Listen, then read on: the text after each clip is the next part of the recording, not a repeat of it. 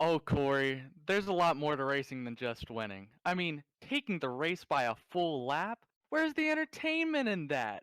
I just wanted to give the folks a little sizzle. Am I sorry I didn't have a crew chief? No, I'm not, because I'm a one-man show. Oh, Sanchez has gone from an almighty flip. He got hit by the wall monster. That's where we see him flipping back onto his wheels. That was an incredible flip. Sanchez and the 21 of Brian Chambliss, they're battling for 7th and 8th. Kyle Kraus wants to get in on the action here as well. Kyle Kraus to the inside. Oh, Sanchez in the fence. And Sanchez has just lost out big time in the fence. And he's going to be in the middle of the track as the rest of the pack catches him. He'll want to try and get back up to speed very quickly. He's also going to be at risk to go down to the bottom lane to make it a 3 versus 2 on the bottom.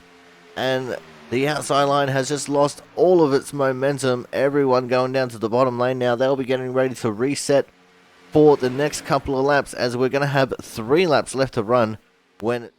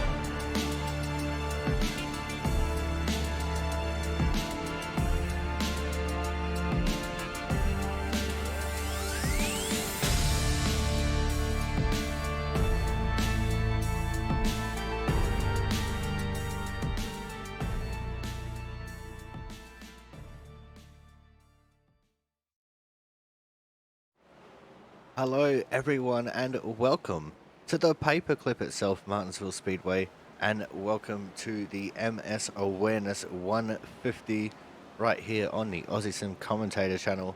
Thank you all for coming out and choosing us as your local sim racing provider to watch.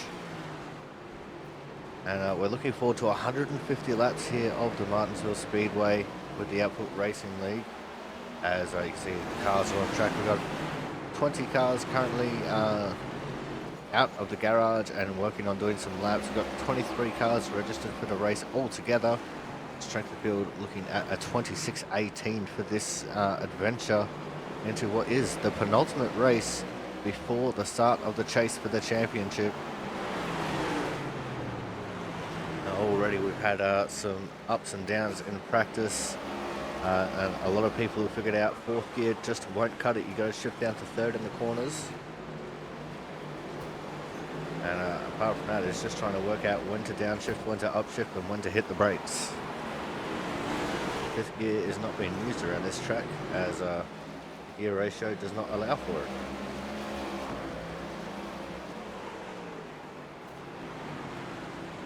Currently sitting on top of the time totem pole is Thomas Harmon. As around goes Frank Isaacson. He's currently down in 15th.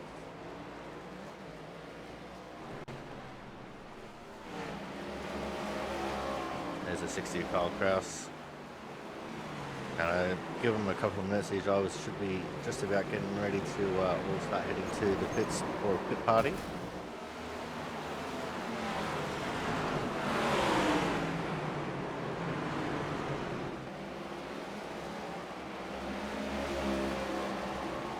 There's John Lazelle, the 23. Got the 6 of Robbie Duvall behind him. There's Thomas Harmon as well. Just up in front of them is Corey Williamson in the 81.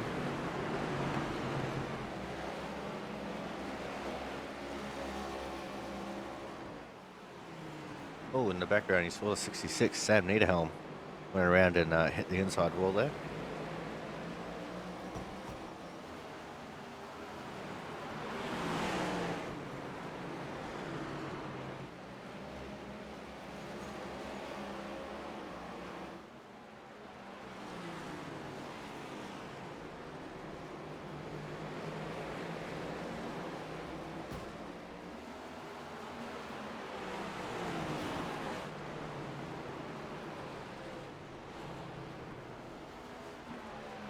Around went to 39, James Watson. He had a lot of damage on that car.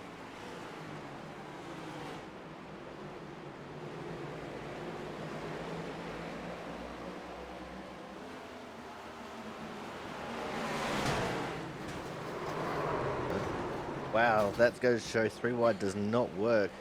Kyle Kraus and John Lazelle both heading up to the fence here. I think that was off the nose of Thomas Harmon.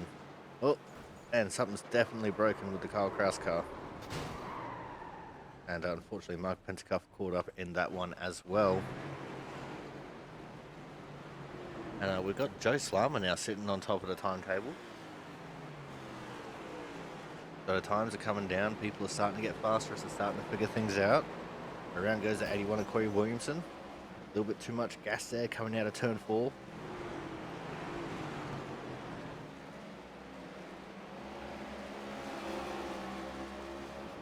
There's the 6 of Robbie Duvall. He's being stalked by the 13 of Travis Massia.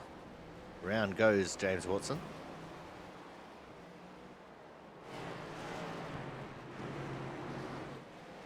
We're starting to get a little bit of a collection of cars in the pits.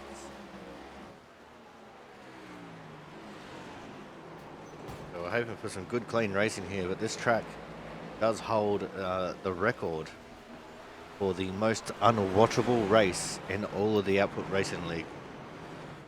It was so horrible that there wasn't even an available broadcast of it.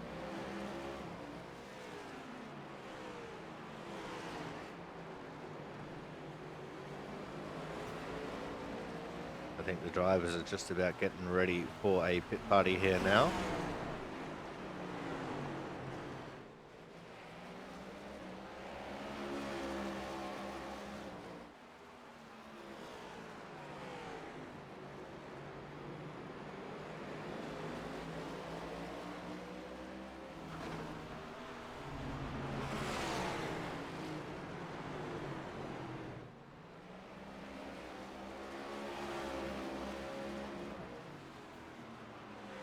Still just a couple cars out there on track.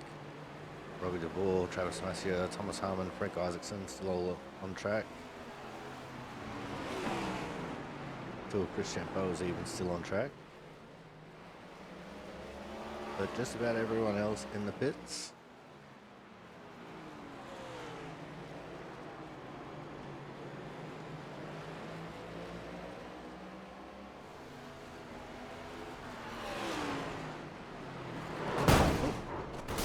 Robbie DeVore just turned hard right, so I'm assuming they're going to start rolling out here for the pit party.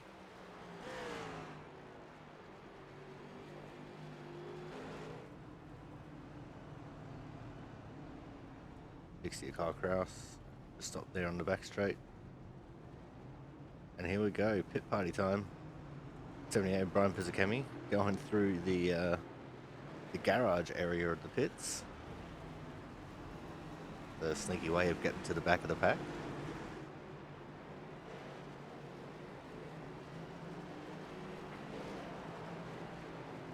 I'll have to go one more lap around as we wait for everyone to get onto this pack for the pit party.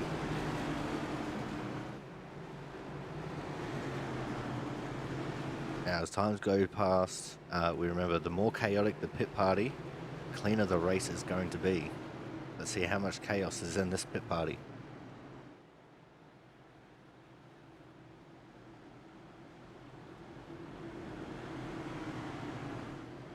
On the front row, we've got Hernandez and James Watson. We've got TJ Crampton and Kyle Kraus in there as well. Frank Isaacson and Corey Williamson. And they're off and racing. There's already 3 wide, 2 lots of 3 wide.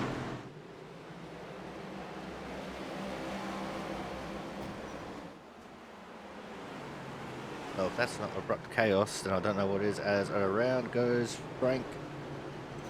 Everyone manages to miss him. I think something's happened to the 13 Travis Massia coming out of turn 4. He was slow on the front straight. Oh, the 6 of Robbie DeVore's gotten fenced. Apart from that, you know, there's only a slight little bit of abrupt chaos. 61 of the 5 are on the outside wall, the 9's in the inside wall with the 8. There's only a slight bit of abrupt chaos, which means that this race could be good, could be bad. For the most part, it seems pretty calm. That's a worrying sign.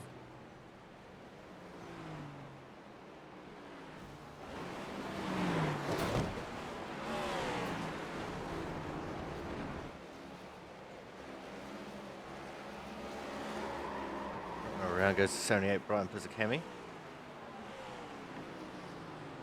That's how you go from about 150 k's an hour to 0 in about 4 seconds.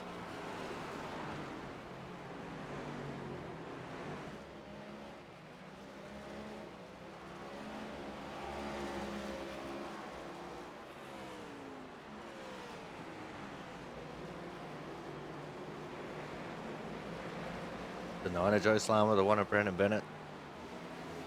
2 of Christian Alpo coming to a stop on the front straight.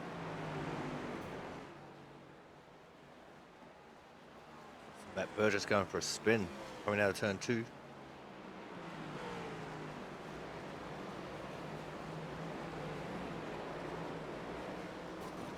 And there goes the 1 of Bennett. Looks like Sam Niederhelm hit the fence. 78 Brian Pizzakemi, nowhere to go.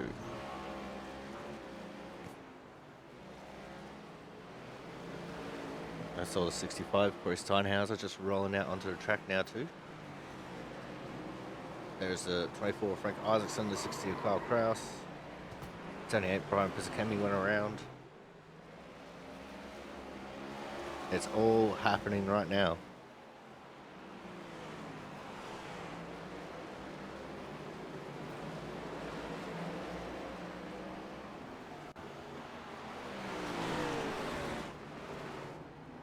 Ooh, the 60 of Kyle Kraus, the 61 of TJ Crampton getting it wrong. But Steinhauser, I think that was Hernandez. Actually, no, Hernandez is on the back straight all by himself. It was, I don't know who spun there with Steinhauser. But Corey Williamson still stuck on the inside fence there.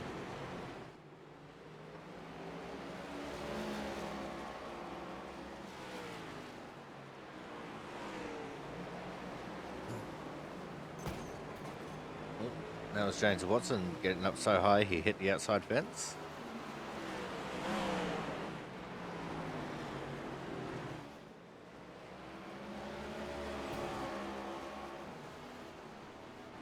TJ Crampton getting it wrong out of 4. That's Brian Harris getting it wrong into turn 1.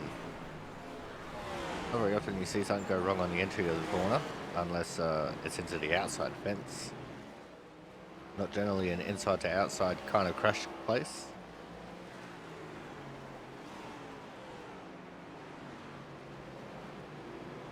We do have 21 lap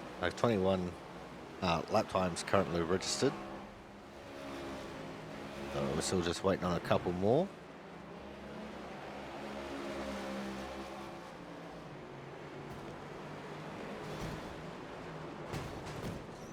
Oh, there is a lot of chaos there on the front straight. Oh, James Watson, straight through the middle. But he could not avoid TJ Crampton.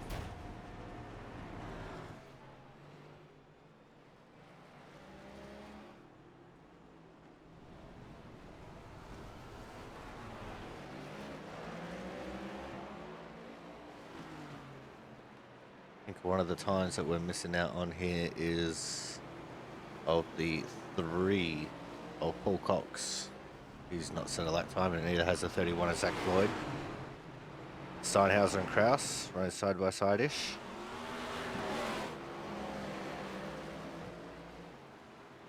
Well, in the background goes the 2 of Chris Champeau. The 81 of Corey Williamson joins the mix as Kyle Kraus made a mistake and drops off the back. Frank Isaacson trying to catch up to Thomas Harmon. Background, Brandon Bennett to the outside fence and just grinds it on the inside to stop.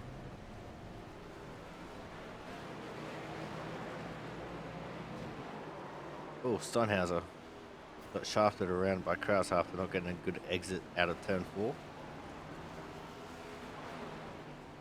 In the background there you see spinning silhouette of Brian Harris. And Corey Cook decides to come join him. Or apparently, as they've got him named in here, Cookie Cook. But we will still call him the Cookie Monster.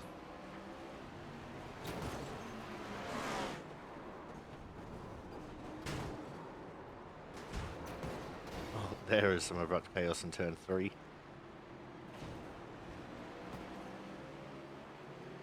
Steinhauser even bounced off of TJ Crampton there just for the hell of it. And around goes Frank.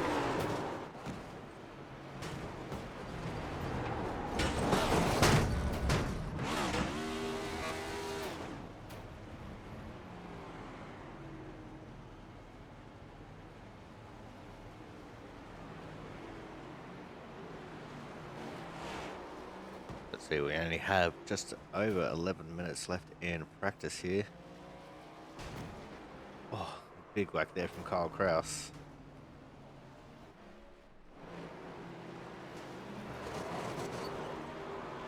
So from what I'm seeing so far, this is going to be a race of attrition. And it's just going to be all about survival. And it's not even just, trying to survive against the other drivers. It's more so, you got to try and survive the track itself.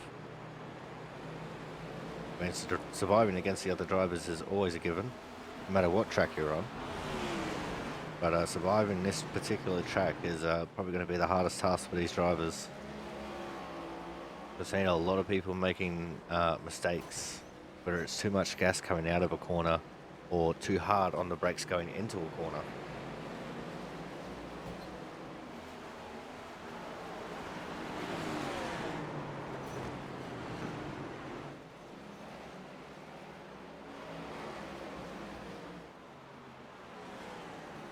So in the background there, the 60 and the 8. Kraus and Harris both spinning simultaneously coming off turn 2. And they were victims of the track, too much gas.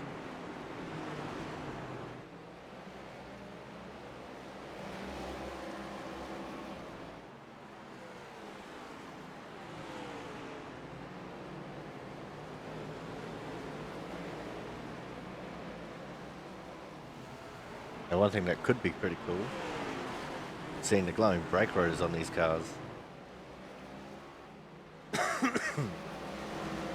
Just imagine if we do actually get a green flag run, a decent one, and these drivers stay somewhat packed up, we'll see many glowing brake rotors going into the corners.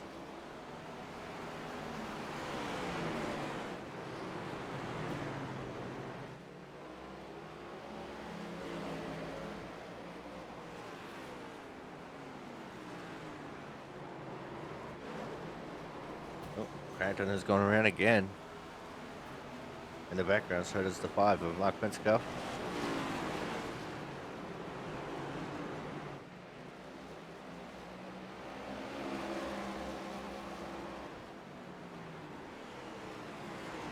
Corey Cook goes for a move on TJ Crampton. He locked up and he ran wide. And then nowhere to go but straight into Thomas Harmon.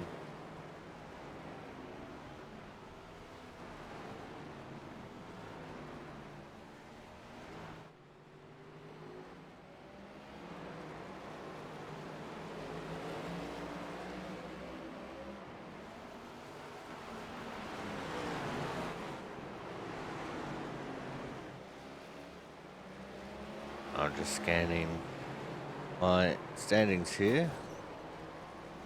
And we do have a time in for Paul Cox now. He's currently in 15th.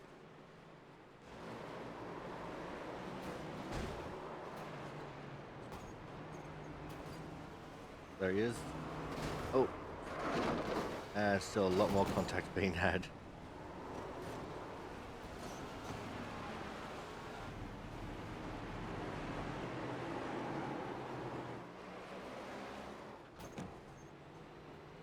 Now that's not something you see every day. 38 of Thomas Harmon making a mistake. The 65 and the 88 running side by side. So the 88, Jonathan Hernandez slipping in behind Steinhauser there.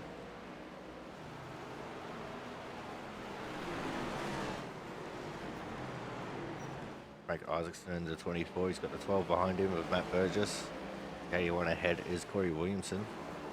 And around goes Steinhauser.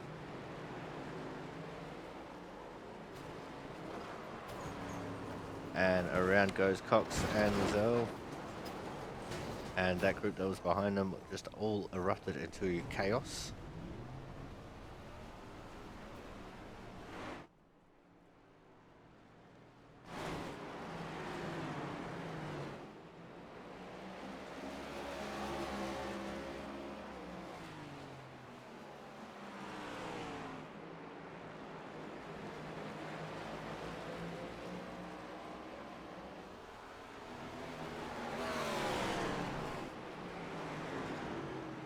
of Thomas Harmon, the 61 of Corey Cook.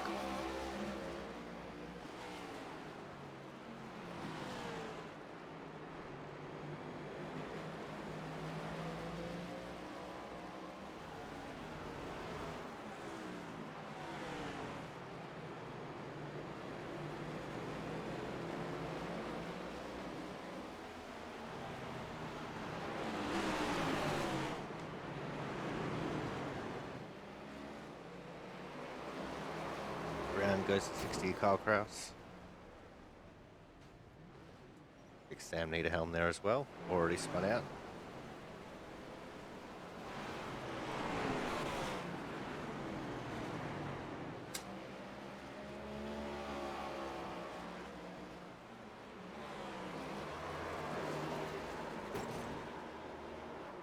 There goes the 2 of Chris Champeau.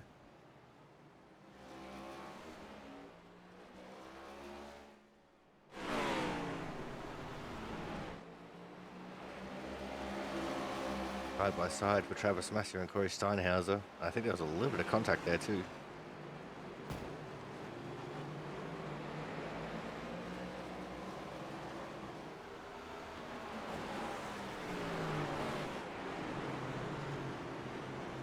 Steinhauser currently 22nd. Don't think he's expecting to get much higher than that. He's not really looking comfortable in the car around here.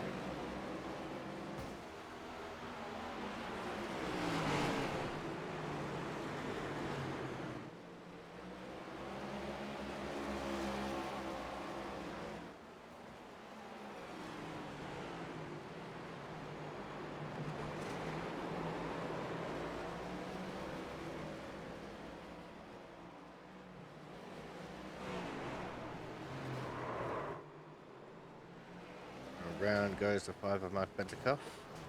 Oh, Frank's in it. So too is Kyle and Corey Williamson.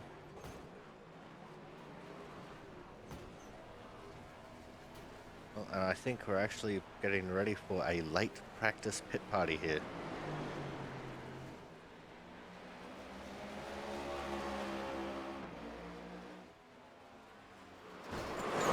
Oh, yep, there they go. This is very late in the going.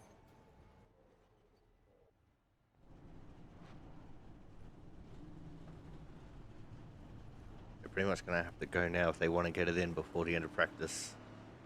And they are starting to roll out onto the track.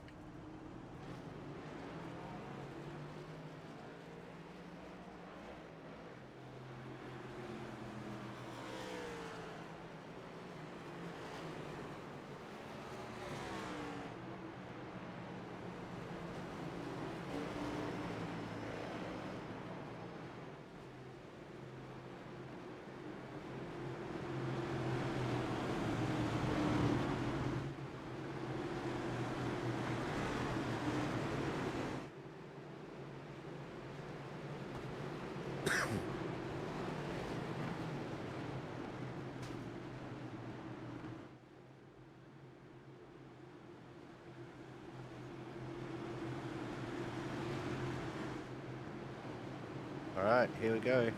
The last pit party of practice. Just 2.5 minutes to go. Lozelle gets a good jump over Kyle Kraus there. We're into turn 1. And the 31, Zach Floyd, the 13, Travis Massio go immediately into the fence. These guys at the back look like they're just chilling. Oh, the 5 has gone around. It's Mark Bentacuff. There's the 88 going backwards.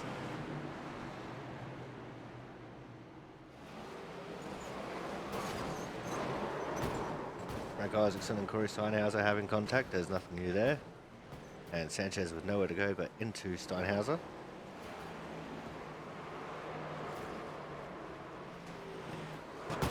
And there's only a little bit of abrupt chaos once more.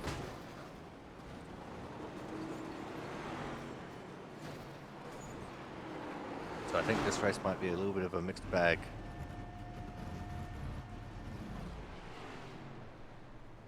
We might get some good racing, we might get a couple of wrecks. But we'll have to wait and see how they go when they get to it.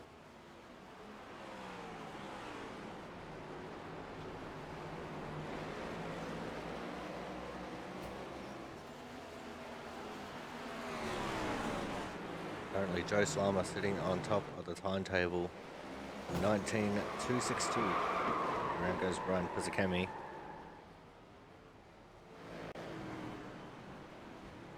But we are going to go for a commercial break as these guys start getting ready for qualifying. So make sure you guys stay tuned. Qualifying results here from the MS Awareness 150 right here from the Martinsville Speedway will be coming up shortly. So make sure you guys stay tuned.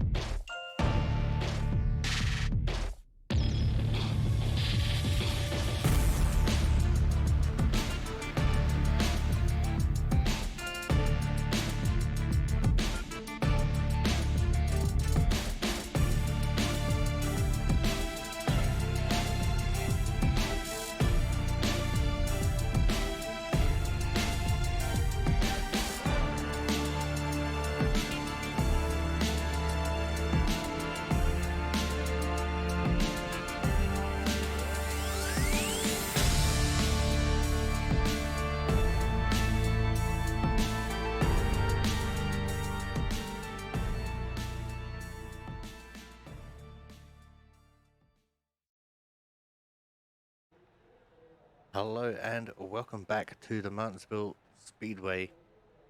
Qualifying has been complete, and on the front row, starting from the pole, we have, once I click the right buttons, there it is, the 38 of Thomas Harmon. There we go. On his outside will be the 23 of John Lozelle.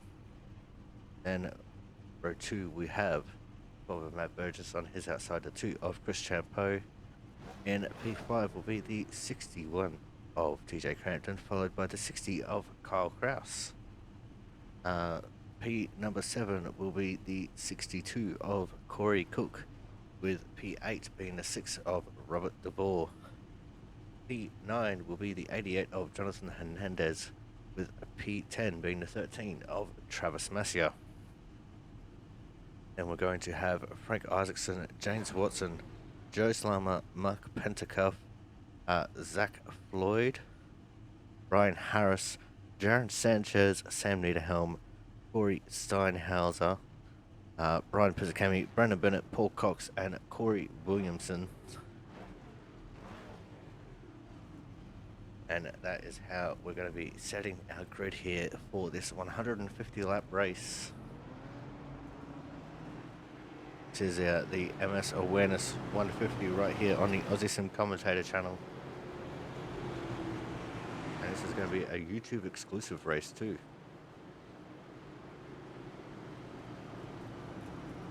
And reasons for that will be explained later on in the broadcast.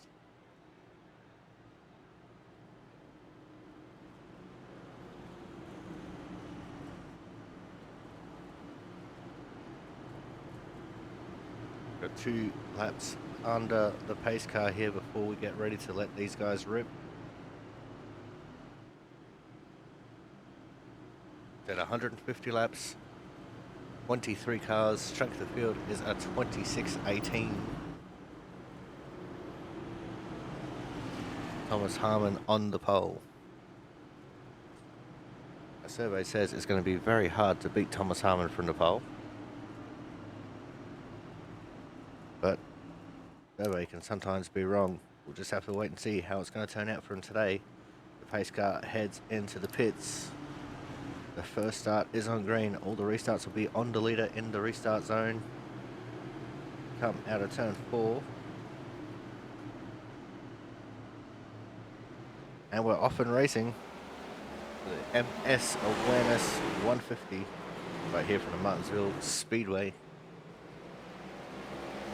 Already you can see Thomas Harmon taking the advantage on the inside line, just about clearing John Lozelle. Lozelle does have a gap to slot into here, and Matt Burgess will let him slot into it. See in the background there, the 62 Corey Cook was stuck side by side for a brief moment. I heard some tyres screeching.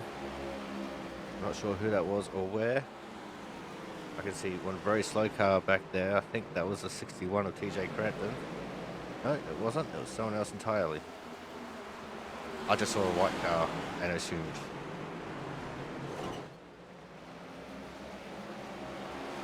But things still travelling pretty alright. Oh, the 2 of Chris Champeau is actually going for a move on TJ. Oh, big brake lock up. Let's just put the 61 into the fence. Oh, that is unfortunate for TJ Crampton. Gonna let everyone go by here now. And the 2 of Chris Champeau stuck on the outside of Jonathan Hernandez. Oh, and he's spinning. He is around. And that is going to bring out the first caution of this race. Now, let's back this up so we can have a proper look at what happened here in turn 3. See, going for the move was the 2 of Chris Champeau. See if we can get a different camera angle. Here we go.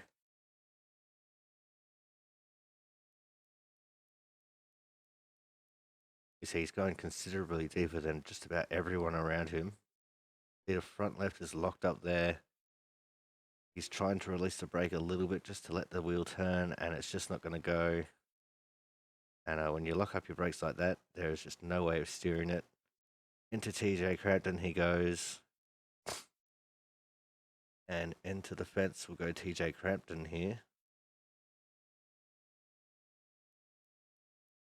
Actually a fairly solid hit into the fence for both of them.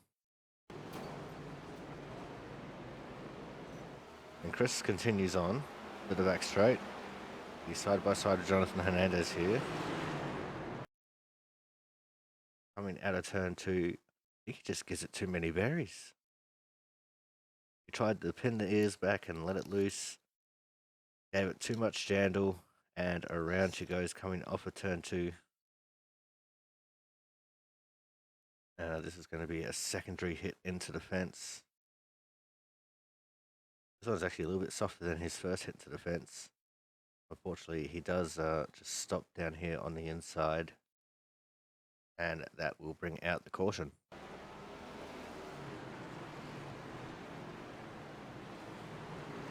So we are 4 laps into this race, and already we have our first 2 casualties.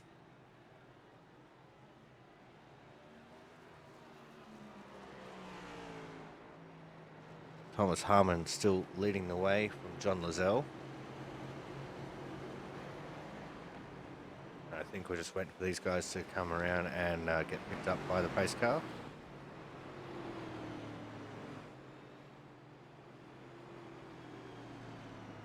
There he is.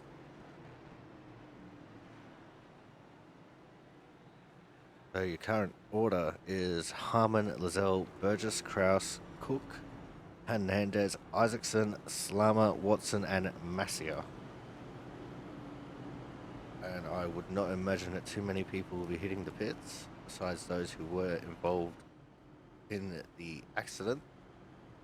And maybe just a couple other people towards the back of the pack, just looking to stay back there to try and stay out of trouble. Peter 78, Brian Pizzicami has hit the pit lane. The one of Brandon Bennett.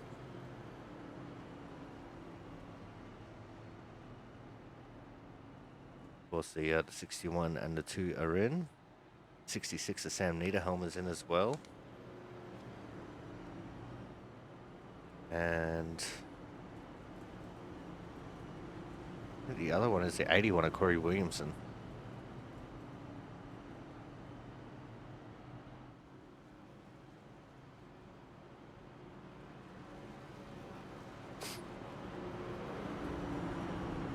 As it stands right now, no one's gone a lap down. So I think, yep, Chris Champo's just gone a lap down while he's getting repairs. Also had the 3 of Paul Cox come back into the pits. So just in case anything's changed in the top 10 here, it's Harmon, Lozelle, Burgess, Kraus, Cook, Hernandez, Isaacson, Slammer, Watson, Massier.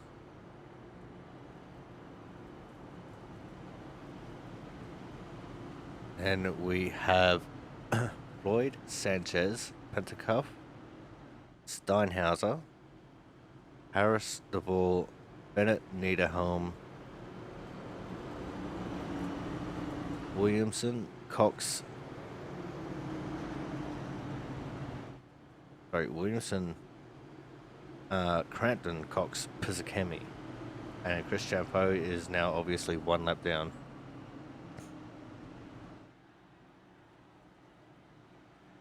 The lights are out on the pace car. He pulls into the pit lane this time by.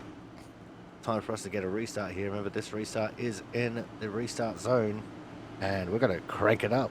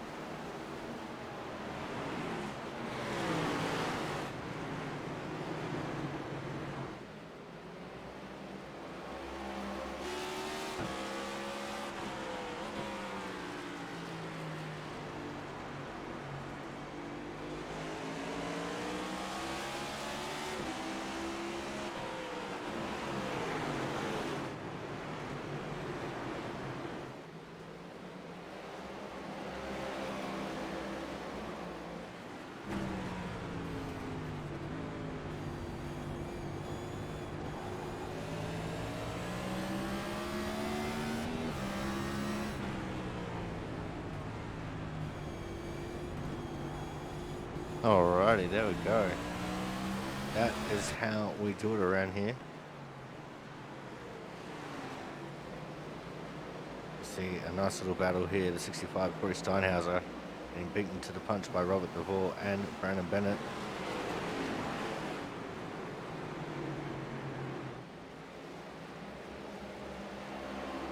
Back up towards the front of the pack. It's still TJ Carrington, Thomas Harmon leading the way from John Lozelle. He's just in the background there. The 60 Kyle Kraus has snuck his way up into third past Matt Burgess. Jonathan Hernandez just behind these guys in fifth. See if Burgess has anything to answer to 60 Kraus.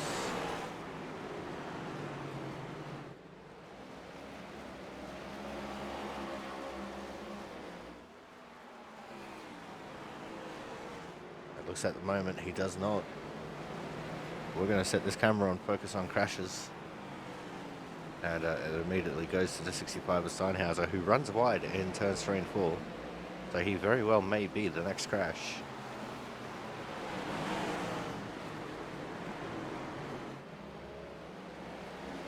There's the one of Brandon Bennett. He's following Robbie DeVore. Bennett in 16th position.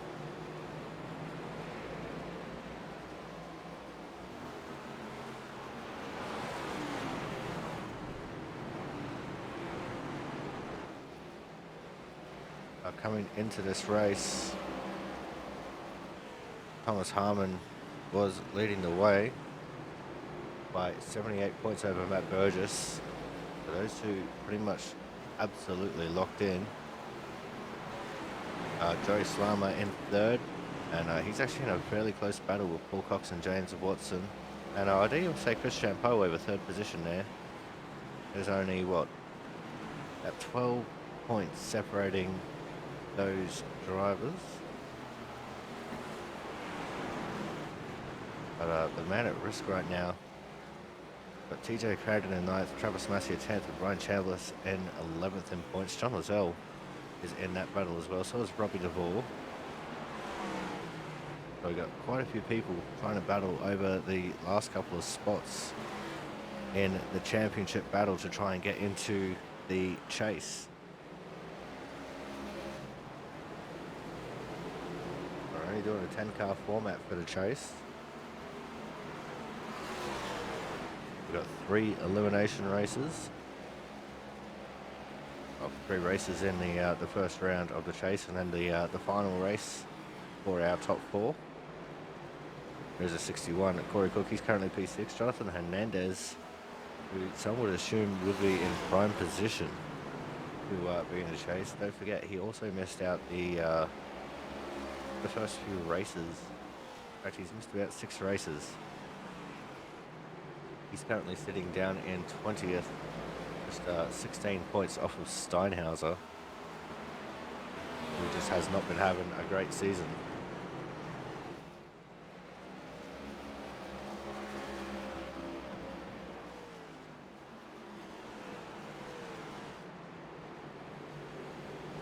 See Matt Burgess just sitting back there in 5th.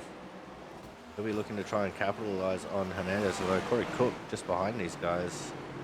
Got into the fence a little bit. Hope that doesn't do too much damage to his right front.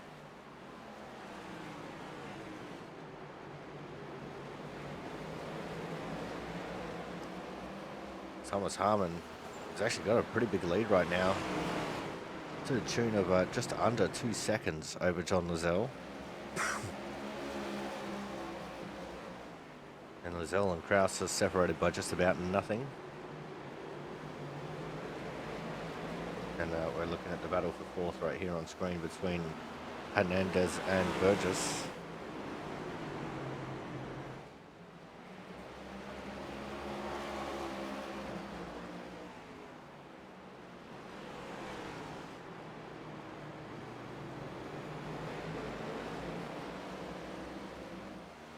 Chris Champeau will probably be a little bit unhappy. He would have been hoping for a quick caution so he could get back onto the lead lap, as there is a mistake. 60 Kyle Kraus entered up the inside of John Lozelle and ran wide Both of them now falling back a little bit as the 88 of Jonathan Hernandez taking full advantage, moves his way up into second position.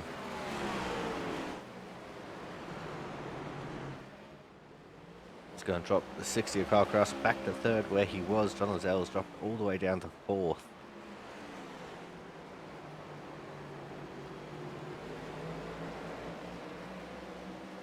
So that was a case of +1, -1 for Kraus, -2 for Lazelle, +2 for Hernandez.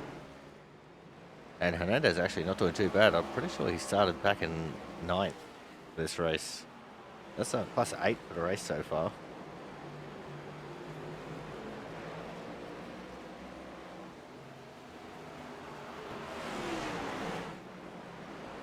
Go back to focusing on crashes. It sits on John Lazelle, sitting back there in 4th.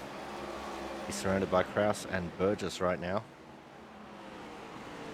Now, I don't think this green flag run was anything anyone was expecting of this race.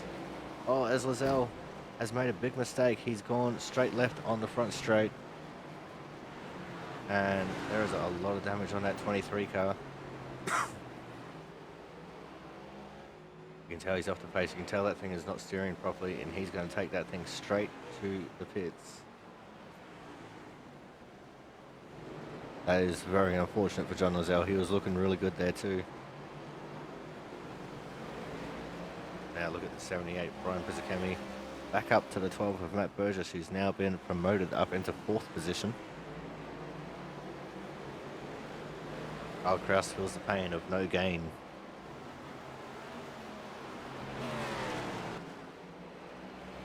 Also looks like the 38 Thomas Harmon starting to get into lap traffic. The first victim on his list is going to be the 66 of Sam Niederhelm. And around Sam he goes. The next car to get is the 65 of Corey Steinhauser.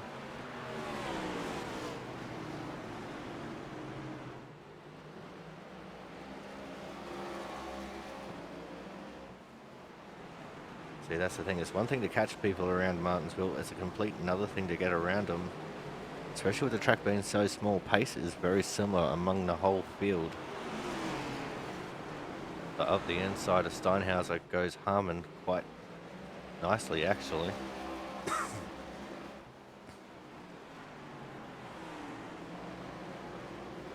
See the rear brake discs on that 38 machine absolutely glowing. And it's not like it's late in the day. This is an afternoon race.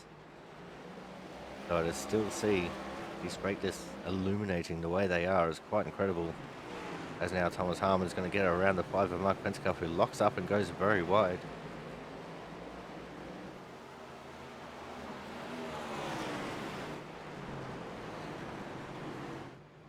And the next one on Thomas Harmon's list is the 8 of Brian Harris. We'll go back to focusing on crashes. It takes us back to our second place getter, Jonathan Hernandez, who is now going to go underneath of Sam Niederhelm. Puts one car in between himself and Carl Kraus. Sam's just going to get out of the way for them. The 5 of Mark Pentecoff sounded like he collected the fence there a little bit.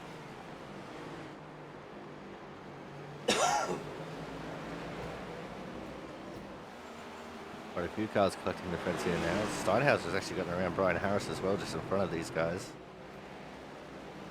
The one thing you can't forget is that the lap cars, yeah, they're slower than the leaders, but they're still in a battle themselves with the other cars around them that are a lap down.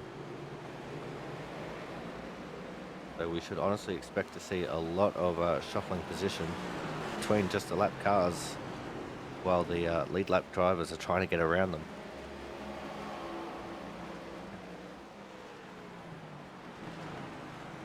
Yeah, Jonathan Hernandez, 60 of Carl Kraus, both go underneath of Brian Harris. Matt Burgess will get his turn to go around him in turns 1 and 2 now.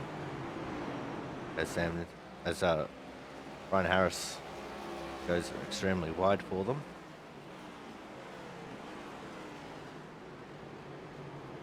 The lap traffic is generally very cordial with our leading cars. Generally allow them through pretty easily.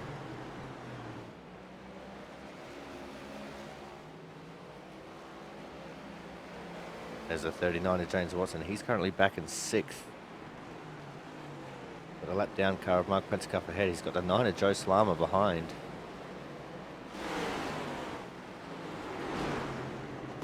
Oh, there's the 65 of Steinhauser just hitting the fence while letting the 60 of Carl Kraus go.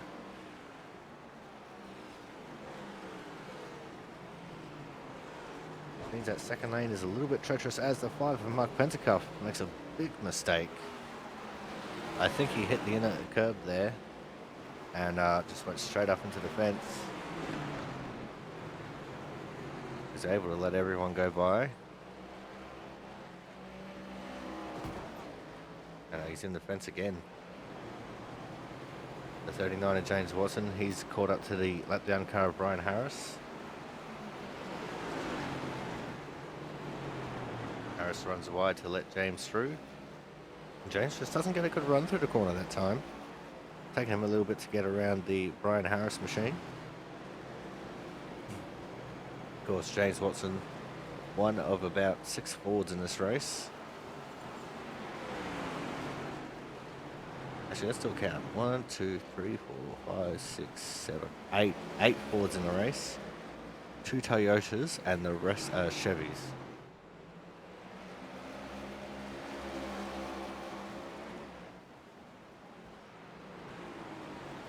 So in the averages there, that makes 13 Chevys, 8 Fords and 2 Toyotas. There is one of the Fords, the 6 of Robbie DeVore.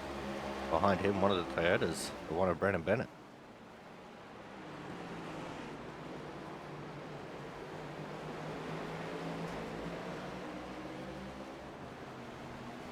It's actually a little bit funny. There's 3 Speedway Means Motorsports drivers in the field, and all 3 of them run a different make of car.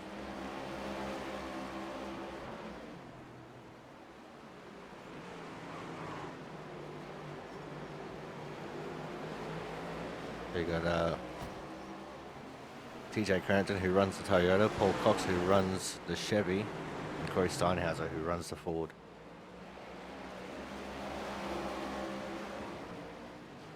Oh, and here's a move now. Brandon Bennett goes to the inside of Robbie DeVore. Robbie pinches him hard. Can Brandon make the move stick? Still side by side they go. They've officially been side by side for a whole lap now. Very deep into the corner went Bennett that time.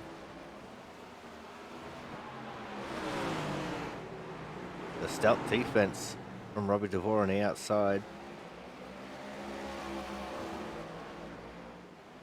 There's a smidgen of contact between them every now and then. There's a little bit of a door here and there. That's completely acceptable.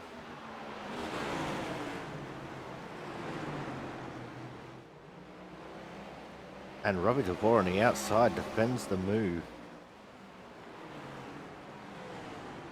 But straight back up the inside goes Brandon Bennett. This time Bennett gets the excellent run off the corner and makes that move stick. Fizikami also trying to go for the move. And Robbie DeVore pinched him down and held on to that one. Oh no! Brandon Bennett got sideways coming out too, and that's a broken right front tie rod. That front right wheel was bouncing. That is unfortunate. That's going to put him just about out of the race. Go back to the 78 Pizzacami. He's actually lost a little bit of time now to Robbie DeVore because of that incident.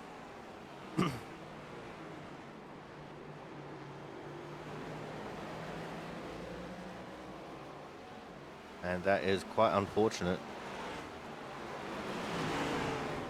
There's a little bit of battle here. Corey Williamson, Mark Pentecoff, Chris Champeau.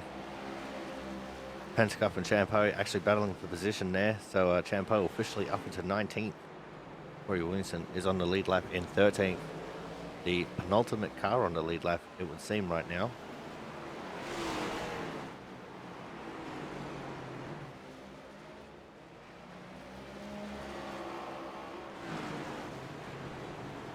We now see the 39, James Watson.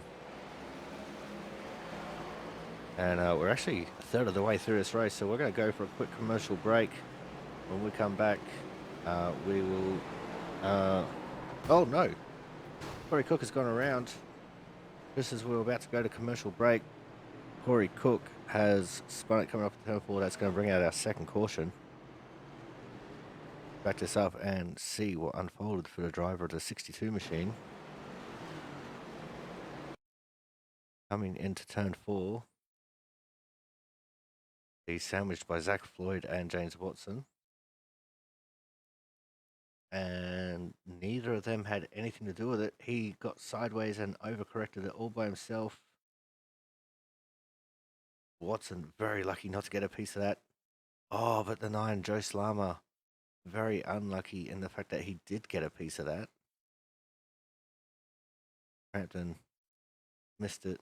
Have a look at Joe Slama's car here as he comes through in slow-mo. Any damage to the right side of this car? We can see a little bit of nose damage. And his right front wheel is severely cambered. So he might have quite a bit of damage on that one. But we are going to go to a commercial break now. When we come back, we're going to have a look at the results of the pit stops that will inevitably happen. Make sure you guys stay tuned.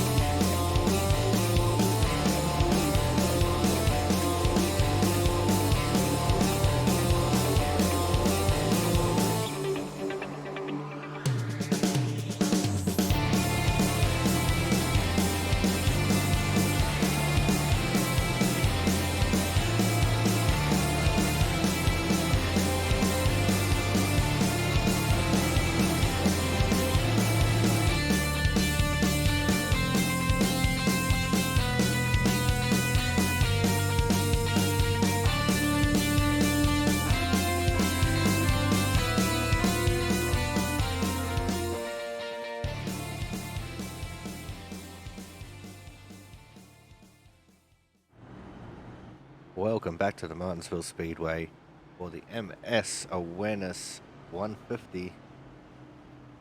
And Thomas Harmon went into the pits in first and has come out of the pits in first. Got 4 drivers there to take the wave around. Zach Floyd in the 31 was the lucky dog. And got another little update as well. The 4 Jaron Sanchez actually went to the pits a little bit before that caution came out. He got sprayed in the face by an unknown sticky liquid, and it impaired his vision so badly that he just had to pull into the pits to get that rectified.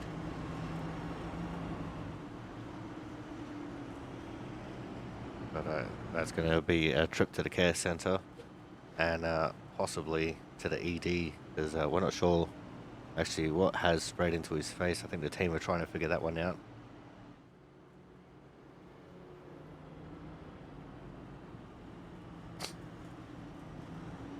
So the order, as we're about to come to 1 to green, is going to be Harmon, Hernandez, Burgess, Kraus, Watson, Crampton, Isaacson, Massieu, Devore, Pizzakemi, Williamson, Cox.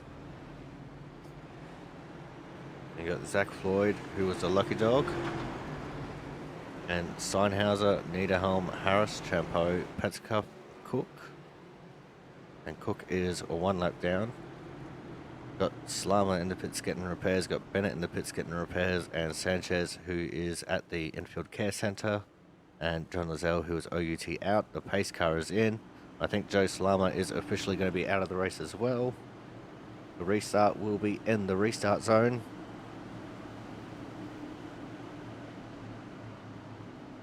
And we're off and racing. Like a couple of the wave rounds struggled to catch up to the field in time.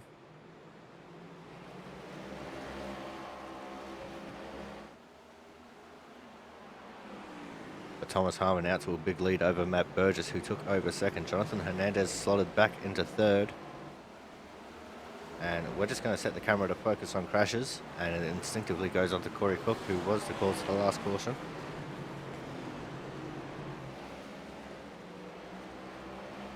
But with restarts, you never know what's going to happen and where. The 78 Brian Pizzicami goes very deep into turn 3, locking up the brakes. You heard the tyre screech. Oh, and there's drama in the background.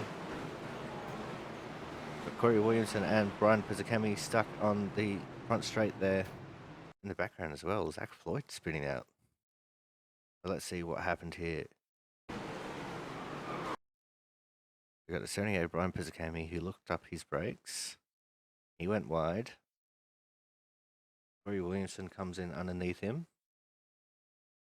Clears him, so it's not contact between those two. Well, not yet at least anyway. Williamson's up in the grey there, and that is going to severely limit his grip. He is sideways, he hits Paul Cox,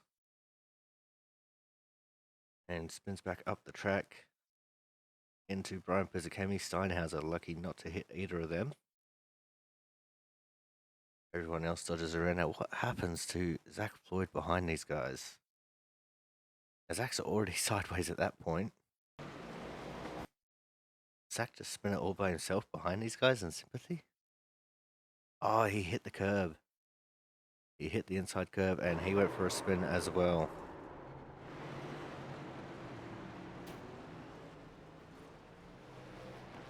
Corey Williamson would have a little bit of damage on this car from that impact.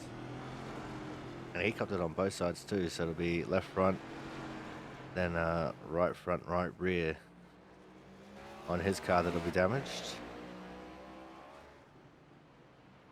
The field now gathers behind the pace car. Everyone who just got the wave around are absolutely singing the praises of Corey Williamson right now, because that means that they will now have the opportunity to pit.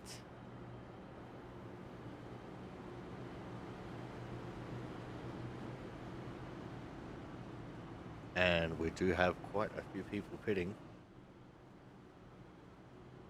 Everyone 10th on back has hit the pit road.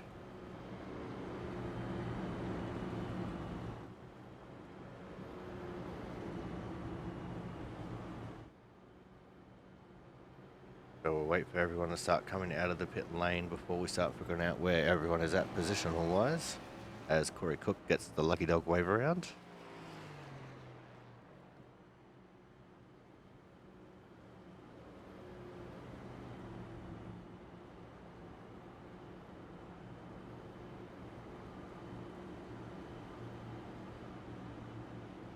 For those that did not pit, going to be Harmon, Burgess, Hernandez, Watson, Kraus, Crampton, Isaacson, Massier, DeVore. That is your top 9.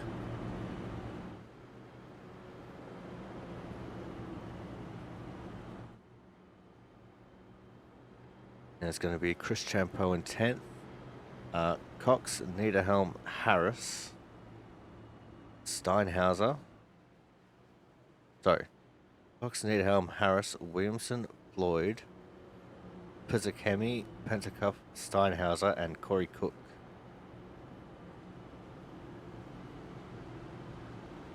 As Cook has actually just gone into the pit lane.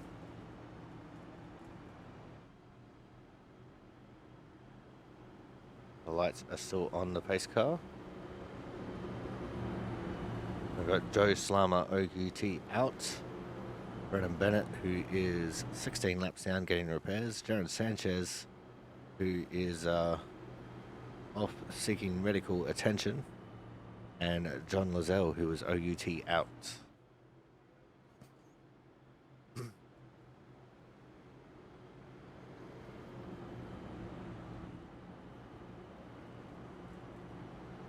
field comes out of turn 4. We'll probably get the 1 to green signal this time by.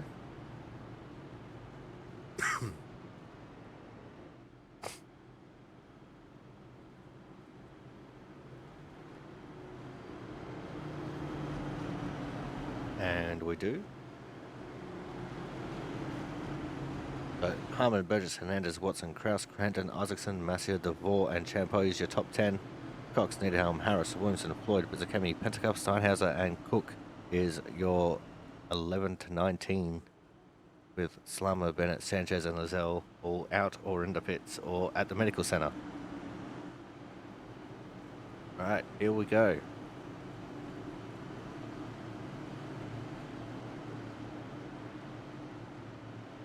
And we're off and racing. Harmon took them very late into the restart box that time. But he does bolt out into the lead. Hernandez taking the advantage of being in third on this restart, taking his second place back. And again, we're going to go focus on crashes. Big lockup from the 60 of Carl Kraus, who turns to 12 of Matt Burgess in front of the field. 2 of Chris Champono to go to 66. Sam Niederhelm caught up. And we are going to go to another caution. Let's back this one up and have a look at it.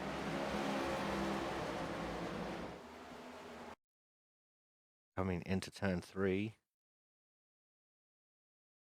And the 60 of Carl Kraus, you can see he's locked up there. Carrying so much extra speed into the corner. That's just the lightest of taps on the rear of that 12 car. In fact, the 12 of Matt Burgess slipped up a little bit. And that allowed Kraus to get underneath him. Kraus tries to straighten him back up again. But TJ Crampton caught a little piece of it. Oh, the 2 of Chris Champeau thought the Evans had opened for him on the outside line. Oh, there's Sam Niederhelm getting a piece of it. Steinhauser again, just pulling up in time to not hit anyone or get hit. And that has brought out another caution. I think that's the third caution of the race so far.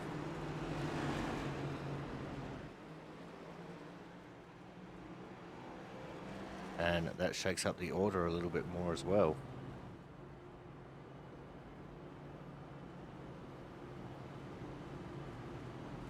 The field is once more behind the pace car.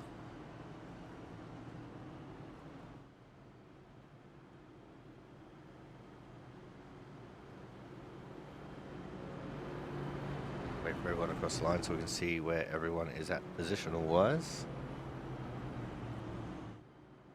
Looks like we've got Harmon, Hernandez, Watson, Kraus, Crampton, Isaacson, Massier, DeVore, Cox, Burgess, Harris, Williamson, Pizzakemi, Floyd, Steinhauser, Pentacuff, Cook, and Chris Champeau, Sam Niederhelm, both in the pits.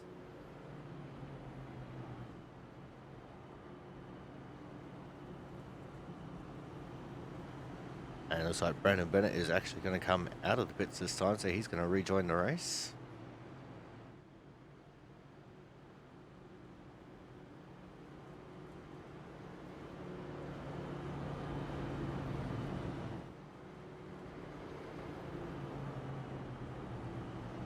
And because there was no one a lap down on the track when that caution came out, we do not have a lucky dog wave around.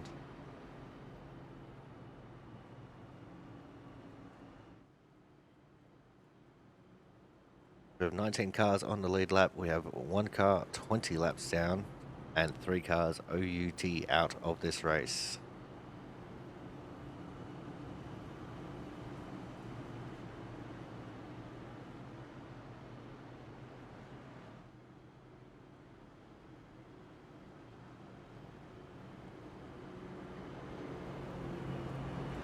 Lights are still on for the pace car. We'll go one more time around at least. We might get the 1 to go signal this time by.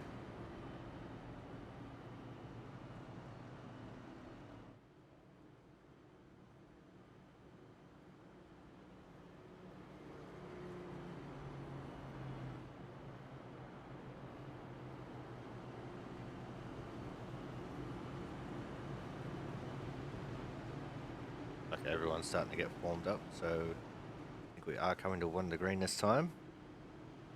There we go, the lights are out. Everyone's going to get lined up.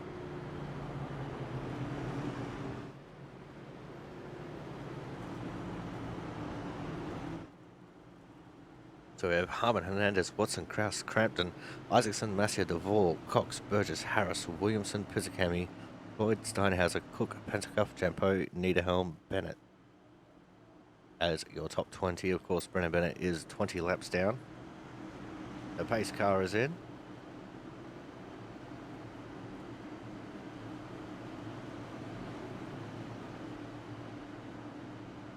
And we're racing once more. Big jump that time from Thomas Harmon. Same two for the 39 of James Watson, who actually beat Hernandez back to the line. Hernandez trying to hold on strong on that outside line. And he make the defense stick.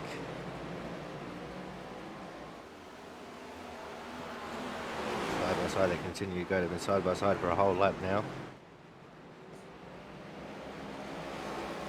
Let's see how long just these two alone can hold on to the side by side. Of course, the inside line is meant to be the line with the advantage. The outside line holds the momentum.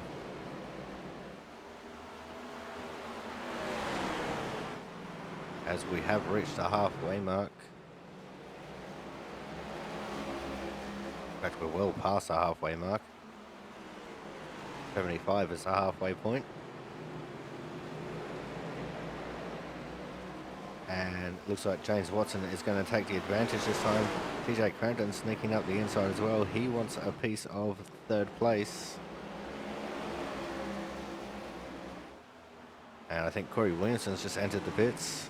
Not sure what happened there to him. I'm hearing it might be Tyrod. As Hernandez now slips back into fourth. Go back to focusing on crashes. There's the 12 of Matt Burgess. Currently in 10th. After being involved in that incident. The 13 of Travis Massier.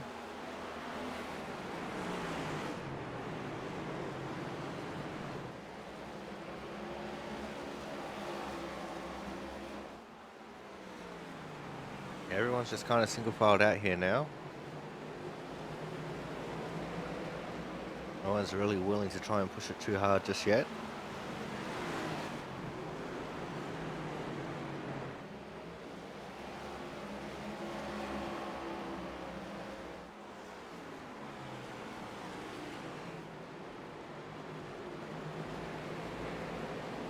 I think the 81 Corey Williamson actually back on track. And he's trying to let everyone go. He's going very slow in turn one. And everyone's slowing down. That this has just brought out another caution. So iRacing deemed he was not going minimum speed. And they threw a caution for the protection of everyone else on track.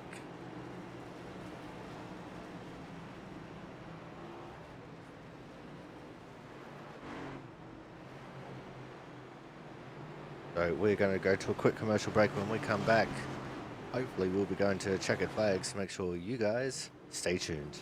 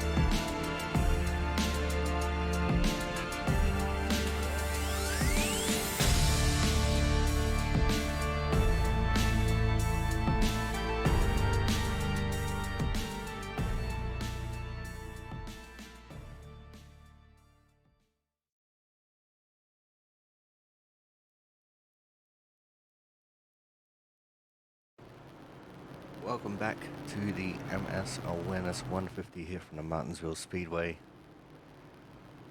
And not much has changed in the order. A few people towards the back of the pack have come into the pits. And the lucky dog wave around was Brennan Bennett, as Corey Williamson was the cause of the caution. So your order as it stands right now is going to be Harmon, Watson, Crampton, Hernandez, Kraus, Massier, Devore, Cox, Isaacson, Pizzakemi. And then it's Champo, Harris. Let's wait for the cars to hit the start finish line so we can make sure. And Cook, Steinhauser, Burgess, Floyd, Hentecuff, and Niederhelm. And the 81 of Corey Williamson is in the pits getting repairs. And the one of Brandon Bennett is 19 laps down in 20th.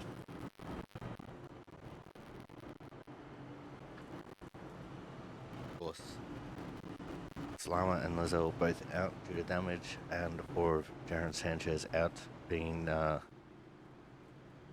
the medical center.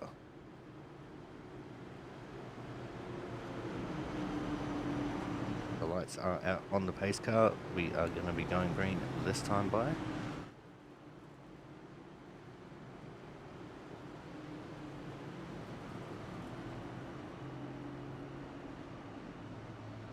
There's just over 50 laps left. We'll have 58 left at the line.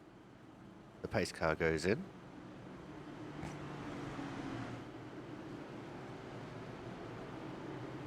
We're going to wait all the way for the restart zone. And we're off and racing. There's a little bit of push and shove there in the second and third rows.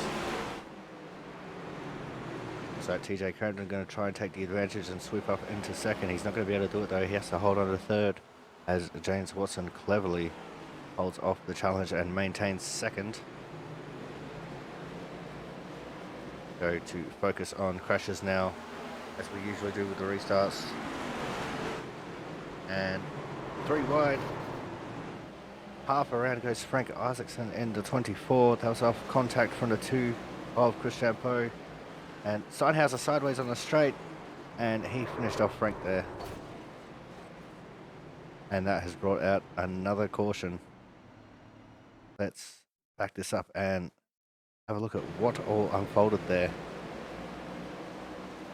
As we go into turn number 1, you see the 2 of Chris Champeau goes for the big dive, making it 3 wide. And there's a little bit of contact right there. Just enough to send Frank sideways. The 78 Brian Pizzakemi goes to the outside to avoid the 61 Corey Cook. On the inside, he makes a little bit of door-to-door contact. So Frank is still 3 wide, just trying to hold on here.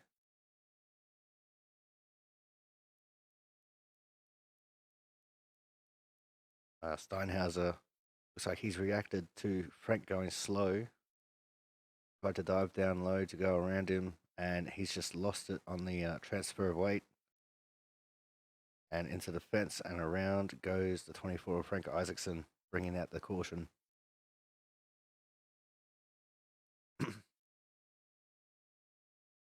Both of them making fairly soft contact there. So the caution is out once more with 56 to go.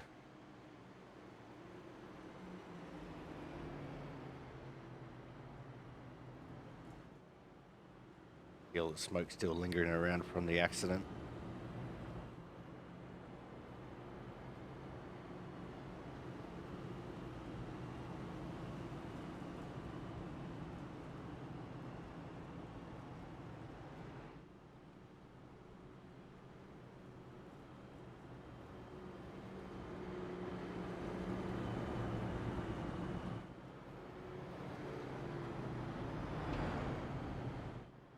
We've got a few people pitting. The 12 of Matt Burgess, the 5 of Mark Pentecoff, the 66 there, Niederhelm, Frank Isaacson, Corey Steinhauser, all in the pits. And the one of Brandon Bennett gets another lap back, making him just 18 laps down. But still in the 20th position. Corey Williamson is officially out of the race. So eventually Brandon Bennett will take over 19th.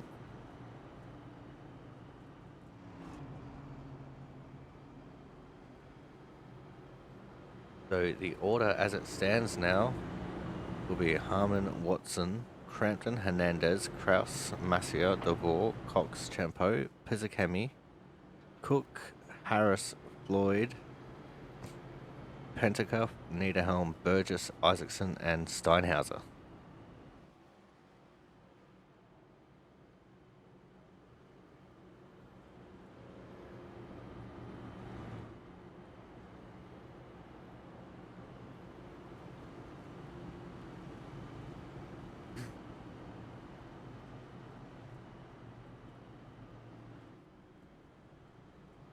It looks like Steinhauser and Burgess coming into the pits again. Just getting some extra repairs done. And next time around we'll get the Wonder Green signal.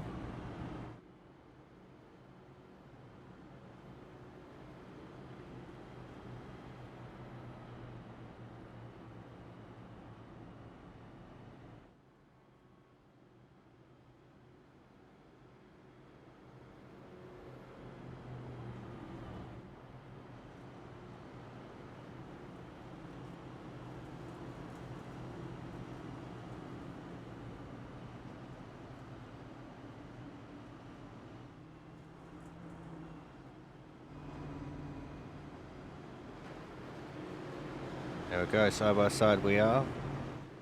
Got Harmon, Watson, Crampton, Hernandez, Kraus, Massier, DeVore, Cox, Champeau, Pizzakemi is your top 10.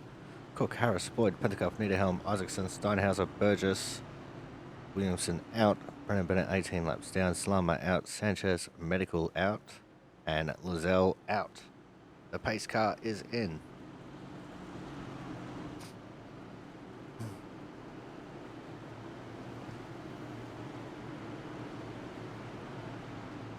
And we're green. Another big jump there for Thomas Harmon. A decent jump this time for TJ Crampton as he's trying to take second place away from James Watson.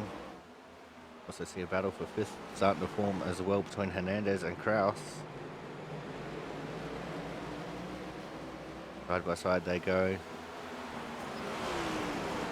And it looks like this time Crampton will hold on to second place now as the battle is still on in earnest for the fourth position. And Hernandez on the outside line holds on. Now we'll go focus on crashes, see what we can see happening around the track. Frank Isaacson is currently our focus. He's currently in 13th. I've got to say, Chris Champeau, after being involved in that first caution, went a lap down. He's back up to 7th right now. Oh, on the front straight. That's Paul Cox. There's no caution, but Cox just went dead left in the straightaway and hit the inside fence. Looks like he's kept it going. Be a battle for third now between Hernandez and Watson as they go side by side in front of Kyle Kraus.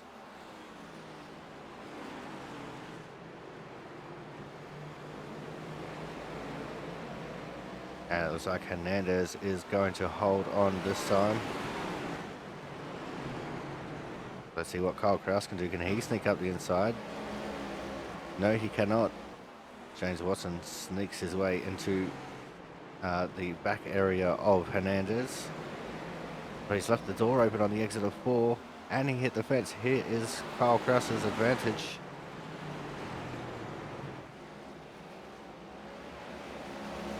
Up the inside, Kraus goes.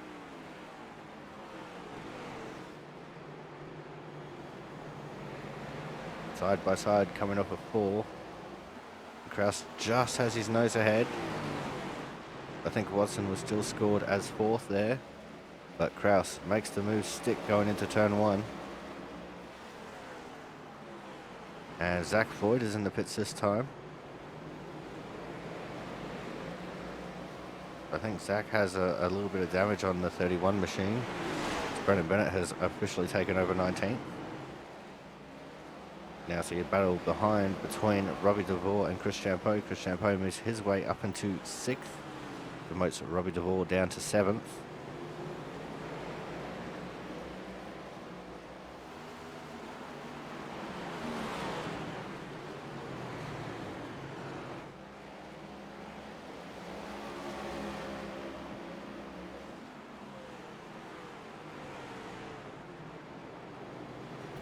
I don't think that battle is quite over just yet.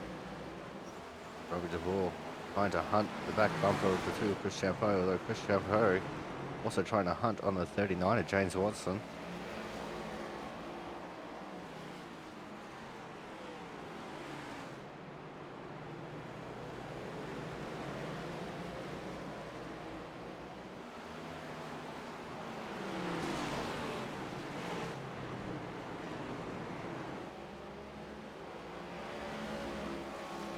Robbie DeVore is actually falling back a little bit now. Oh, in the background, Corey Cook. He got big time sideways coming off the two, slammed the inside fence. He's gone into the pits. And his day may be done as well. Back into the on-track action. Big car crash there. Sitting in fourth, he's starting to build a gap between himself and Watson. To Chris Champeau looking for the move on Watson now. To the inside he goes. They're going to be side by side coming off turn two. I think this is going to be academic for Chris Champeau. Champeau with fresher tyres than James Watson actually. Having a quick little squiz at it. See Corey Cook coming back out onto the track.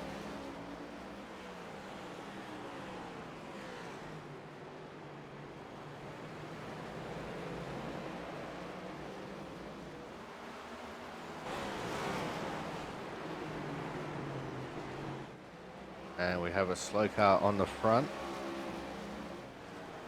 Oh, it's Corey Cook again. I think something happened to him coming out turn 4. But he has managed to keep it going this time.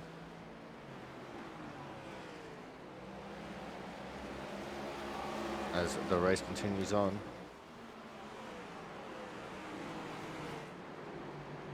Two of Chris Champeau, that time locked up a little bit. Everyone's just starting to stack up a little bit behind 61 of TJ Cranton. Cranton's lost a little bit of time to Thomas Harmon. The gap is just under a second, about 0.8.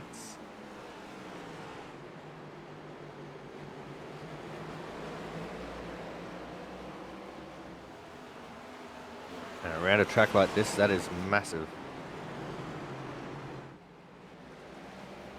I mean, that was the gap between first and last in practice.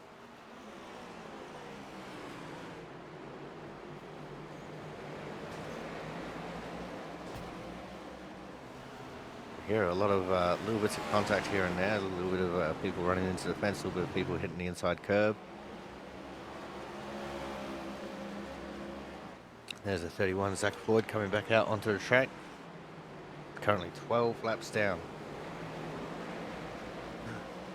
Guessing he was getting a bent tie rod fixed.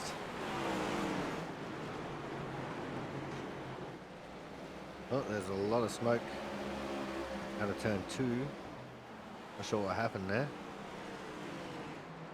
See anyone dropping down the order or anything. I can see that Corey Cook is in the pits though. I'm guessing the damage just got too much for him. As the smoke lingers for a couple of laps here.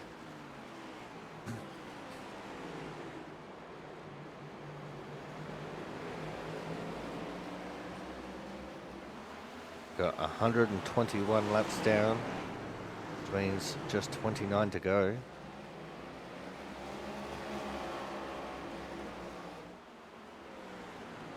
Thomas Harmon has just put a lap down on Mark Pentecoff. Him just being swallowed up by everyone else.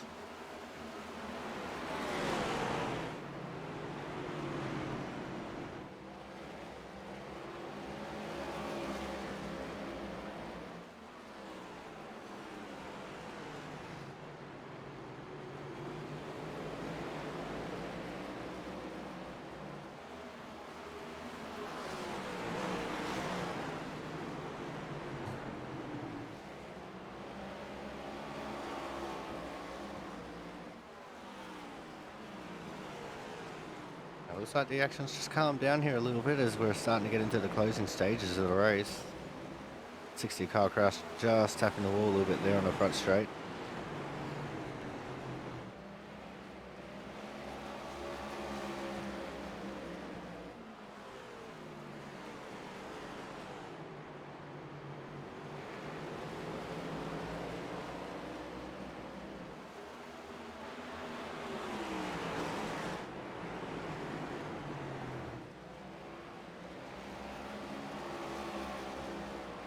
We do have the camera set to focus on crashes, so if anything happens we will see it, hopefully.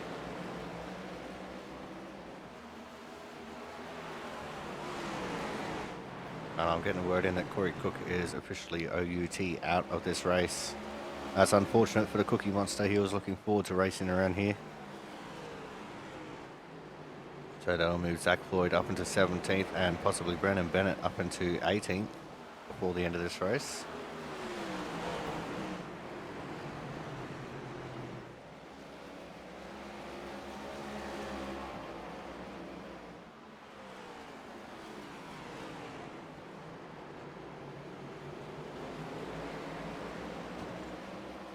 We're getting a decent green flag run in here.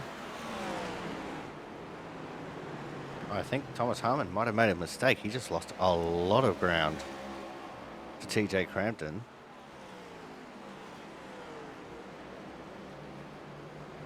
Now don't let the times behind in the standings up there fool you. The gap is not that big. Only to the tune of about 0.7 of a second.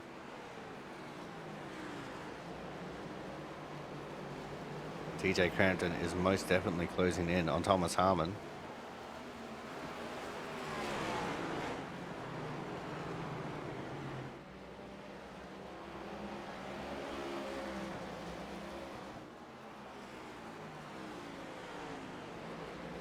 So we're still looking at the 88 of Jonathan Hernandez.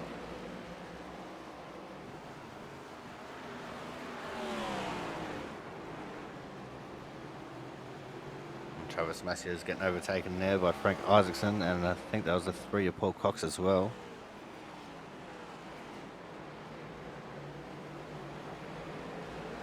They were battling over the final position in the top 10.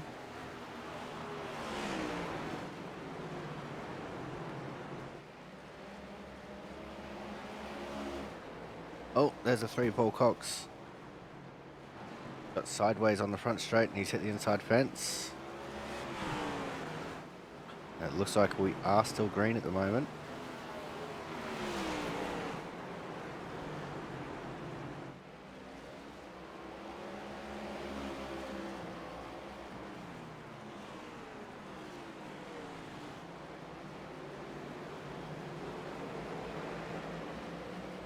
Thomas Harmon still leading away from TJ Crampton and Jonathan Hernandez.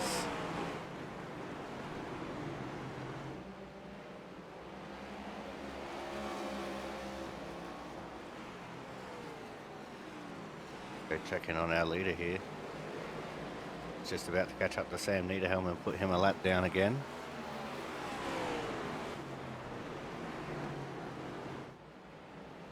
I assure you the cap is definitely not 3 seconds. Cap is only about 0.8. I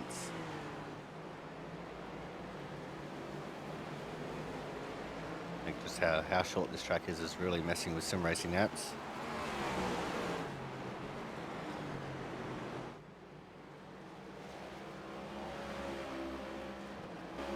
Back to focusing on crashes and back to the 88 of Jonathan Hernandez it goes.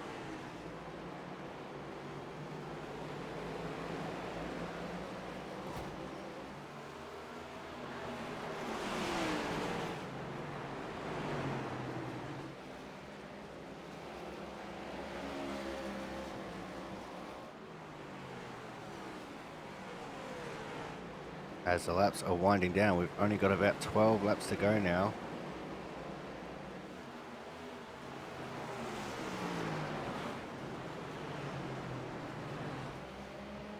And this race has definitely been a long one. There's a 6 of Robbie DeVore, currently in 7th, just behind James Watson. TJ Cranton trying to make a move on Brian Harris. Harris, who is a lap down. He runs wide for TJ, allowing him through.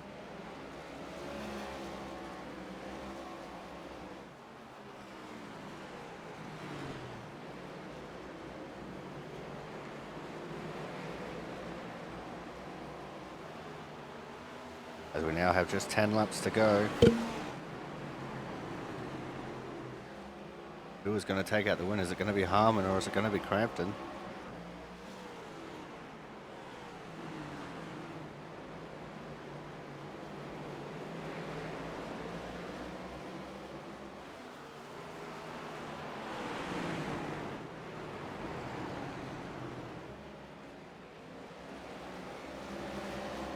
Kraus now getting underneath of Brian Harris.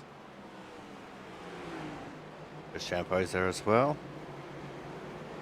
Chris Champeau now up into the top 5. Amazing. Oh, little wiggle for Robbie DeVore in the 6. He's managed to hold on to it and be just behind 12 of Matt Burgess there.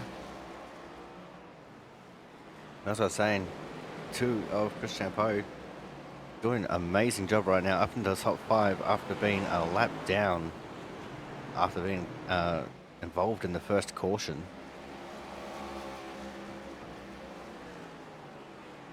It's great to see him up there in 5th, as we now just have 5 laps to go.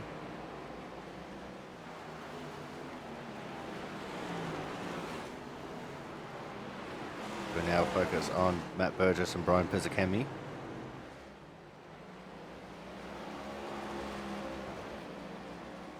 Zach Floyd and Brandon Bennett have both made a position, both in 17th and 18th now.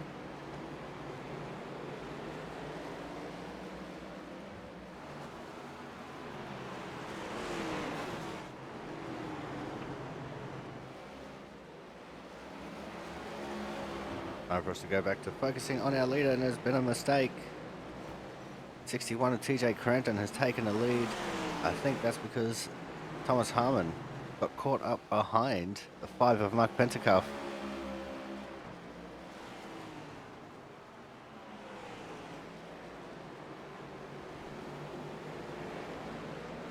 And that's big with just a couple laps left to run in this race. In fact, there's 3 to go. See if Thomas Harmon can battle back. It's not going to be easy for him. TJ Cranton pulling away a little bit, so maybe Thomas Harmon's tyres got a little bit extra burnt up from that.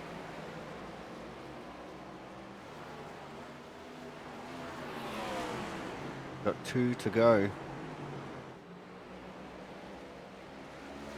Come along the back straight for the penultimate time.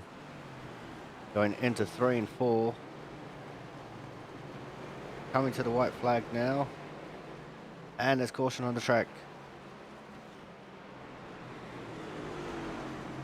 I'm understanding it's for the 8 of Brian Harris coming to the white flag. We got a caution. See what happened here to Brian Harris. In turns 1 and 2. Him and Sam Niederhelm battling for position here. They're battling for 14th. And Harris just takes a little bit of a wider line. Sam stuck his nose up there, gave him a little bit of a tap. And around he goes.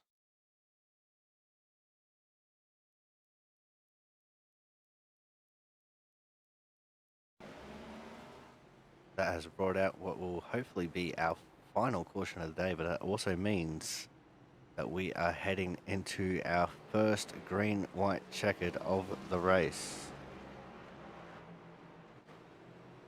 Now let's see what our leaders do here. They've just caught up to the pace car. And they're pitting. Yep, both of them are pitted. Jonathan Hernandez has stayed out. Hernandez has stayed out. The 65 Corey Steinhauser. He's going to be the lucky dog wave around here.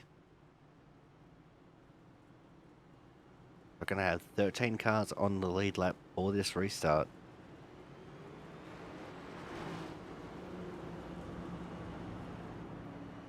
But Hernandez has stayed out. Crampton and Harmon have pitted. So too has James Watson, Robbie DeVore, Frank Isaacson, and Paul Cox. But Hernandez, Kraus, Champeau, Pizzicami, and Burgess have stayed out. So too is Travis Massia. Of course, Corey Steinhauser, the lucky dog wave around.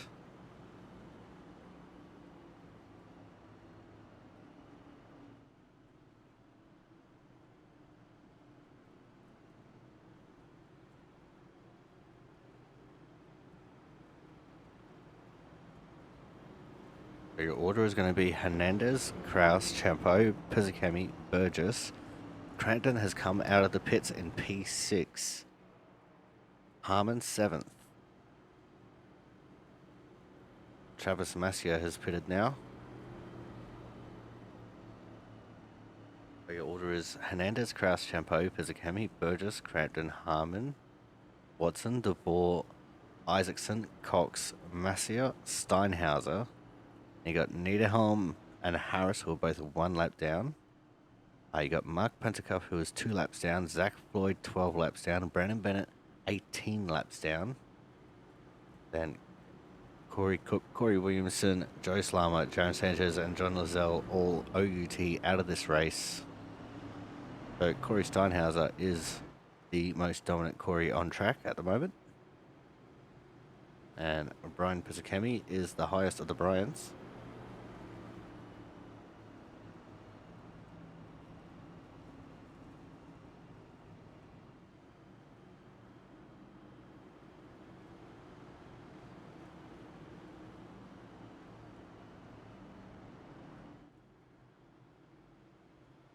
It looks like we're going to get our 1 to green this time by. As we go into overtime. For the first time in what feels like a long time.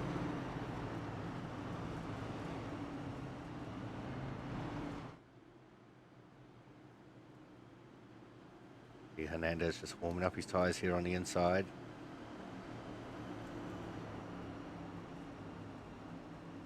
Got the advantage starting from pole. The pace car is in.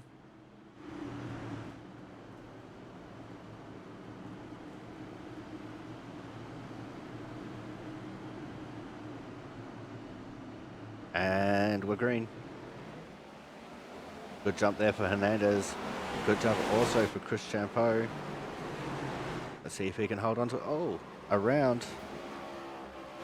The 78 Brian Pizzicami, the 6 of Robbie DeVore. Let's see what unfolded here on the restart for these two.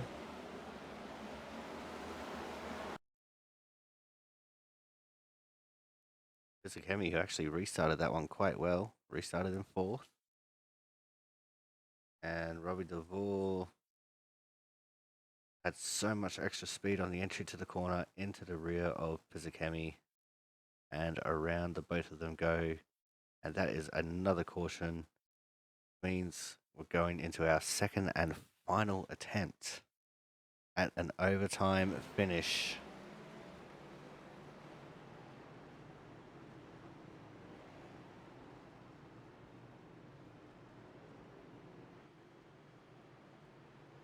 Doesn't that shake things up a bit?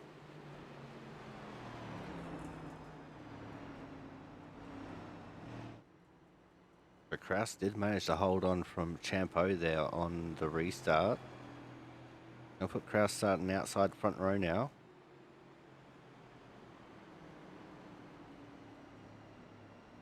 I think the 78 and the 6 were told to get back behind the pace car. So they'll get waved around here if they don't pit.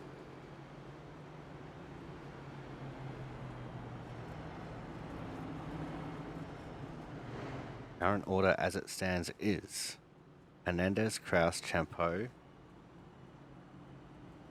Crampton, Burgess, Harmon, Isaacson, Massia, Watson, Cox, Steinhauser, Pizzicami, DeVore. Sam Niederhelm's the lucky dog wave around, and by virtue of Pizzicami and Robbie DeVore being back behind the pace car, he is going to take over the 12th position from them. Puts Pizzicami 13th, Robbie DeVore 14th. We've got Brian Harris, who was 1 lap down in 15th. Mark Pentacuff 2 laps down in 16th. Zach Floyd, who is in the pits, he's 12 laps down in 17th. Brennan Bennett is 18 laps down in 18th. Then Corey Cook, Corey Williamson, Joe Slama, Jaron Sanchez, and John Lozelle all OUT out of this race.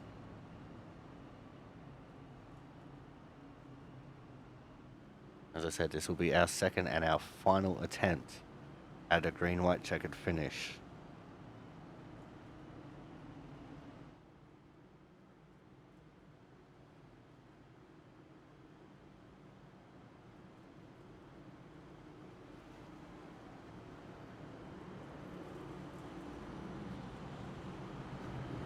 And again, just another quick shout out to Chris Champeau, involved in the first caution when a lap down, currently sitting in P3.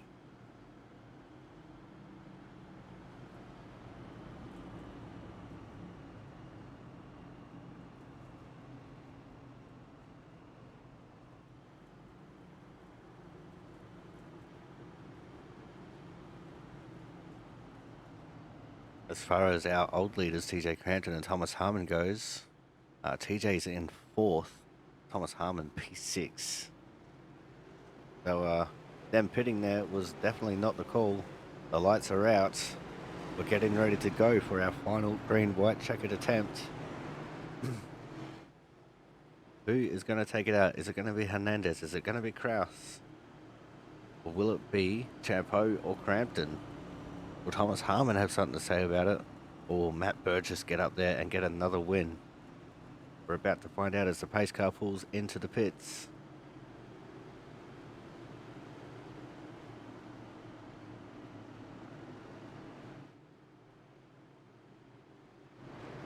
And we're racing. Good start there from the 88, Jonathan Hernandez. And we've got more drama. And that's the 13 Travis Mascio who's gone around. And we have another caution. That is the race over. Let's see what happens here on a restart. A whole lot of bumping going on throughout the pack. Travis Mascio is actually clear. Frank Isaacson going into the corner. Frank went a little bit deep and into the left rear of Mascio he goes. Paul Cox nowhere to go but into Travis. Cox was able to keep going. And Brennan Bennett, I don't know how the hell he ended up there. He managed to get through without contacting Travis. But with that caution, that will make this race official. The race is over. The white flag is out. Jonathan Hernandez comes to the caution and the white flag. He is going to be your winner here in the MS Awareness 150 from the Martinsville Speedway. Right here on the Aussie Sim commentator channel for the Output Racing League. Kyle Kraus will come home P2. Chris Champeau in 3rd.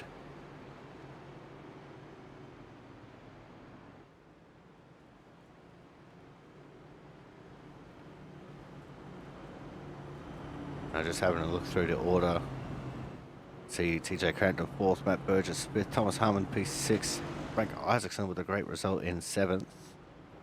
I got Paul Cox 8th, James Watson 9th, Corey Steinhauser finishing in the top 10. I got Sam Niederhelm in 11th, Robbie DeVore ended up finishing 12th with Brian Pizzicami 13th.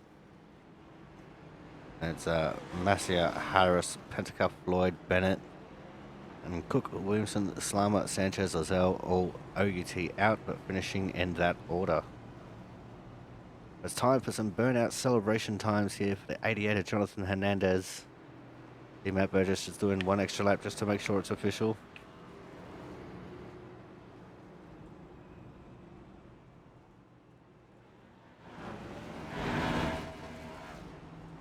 I hit the wrong button again. Hernandez a very, very happy chappy. And with that, we are going to go to a commercial break. When we come back, we'll have driver interviews to make sure you guys stay tuned.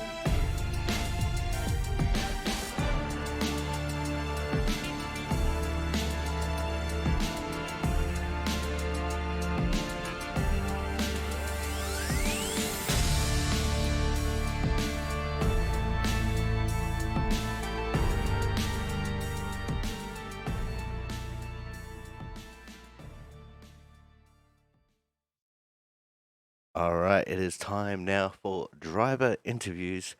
As always, we're kicking things off with our Hard Charger Award winner. And today's Hard Charger is also today's winner, the 88 of Mr. Juanathan Hernandez. Jonathan, you come home with the win and the Hard Charger Award for someone who didn't race for the first majority of the races.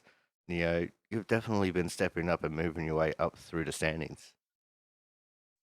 Yeah, well, first off, it was a interesting race. I'll tell you, I didn't expect to win at all.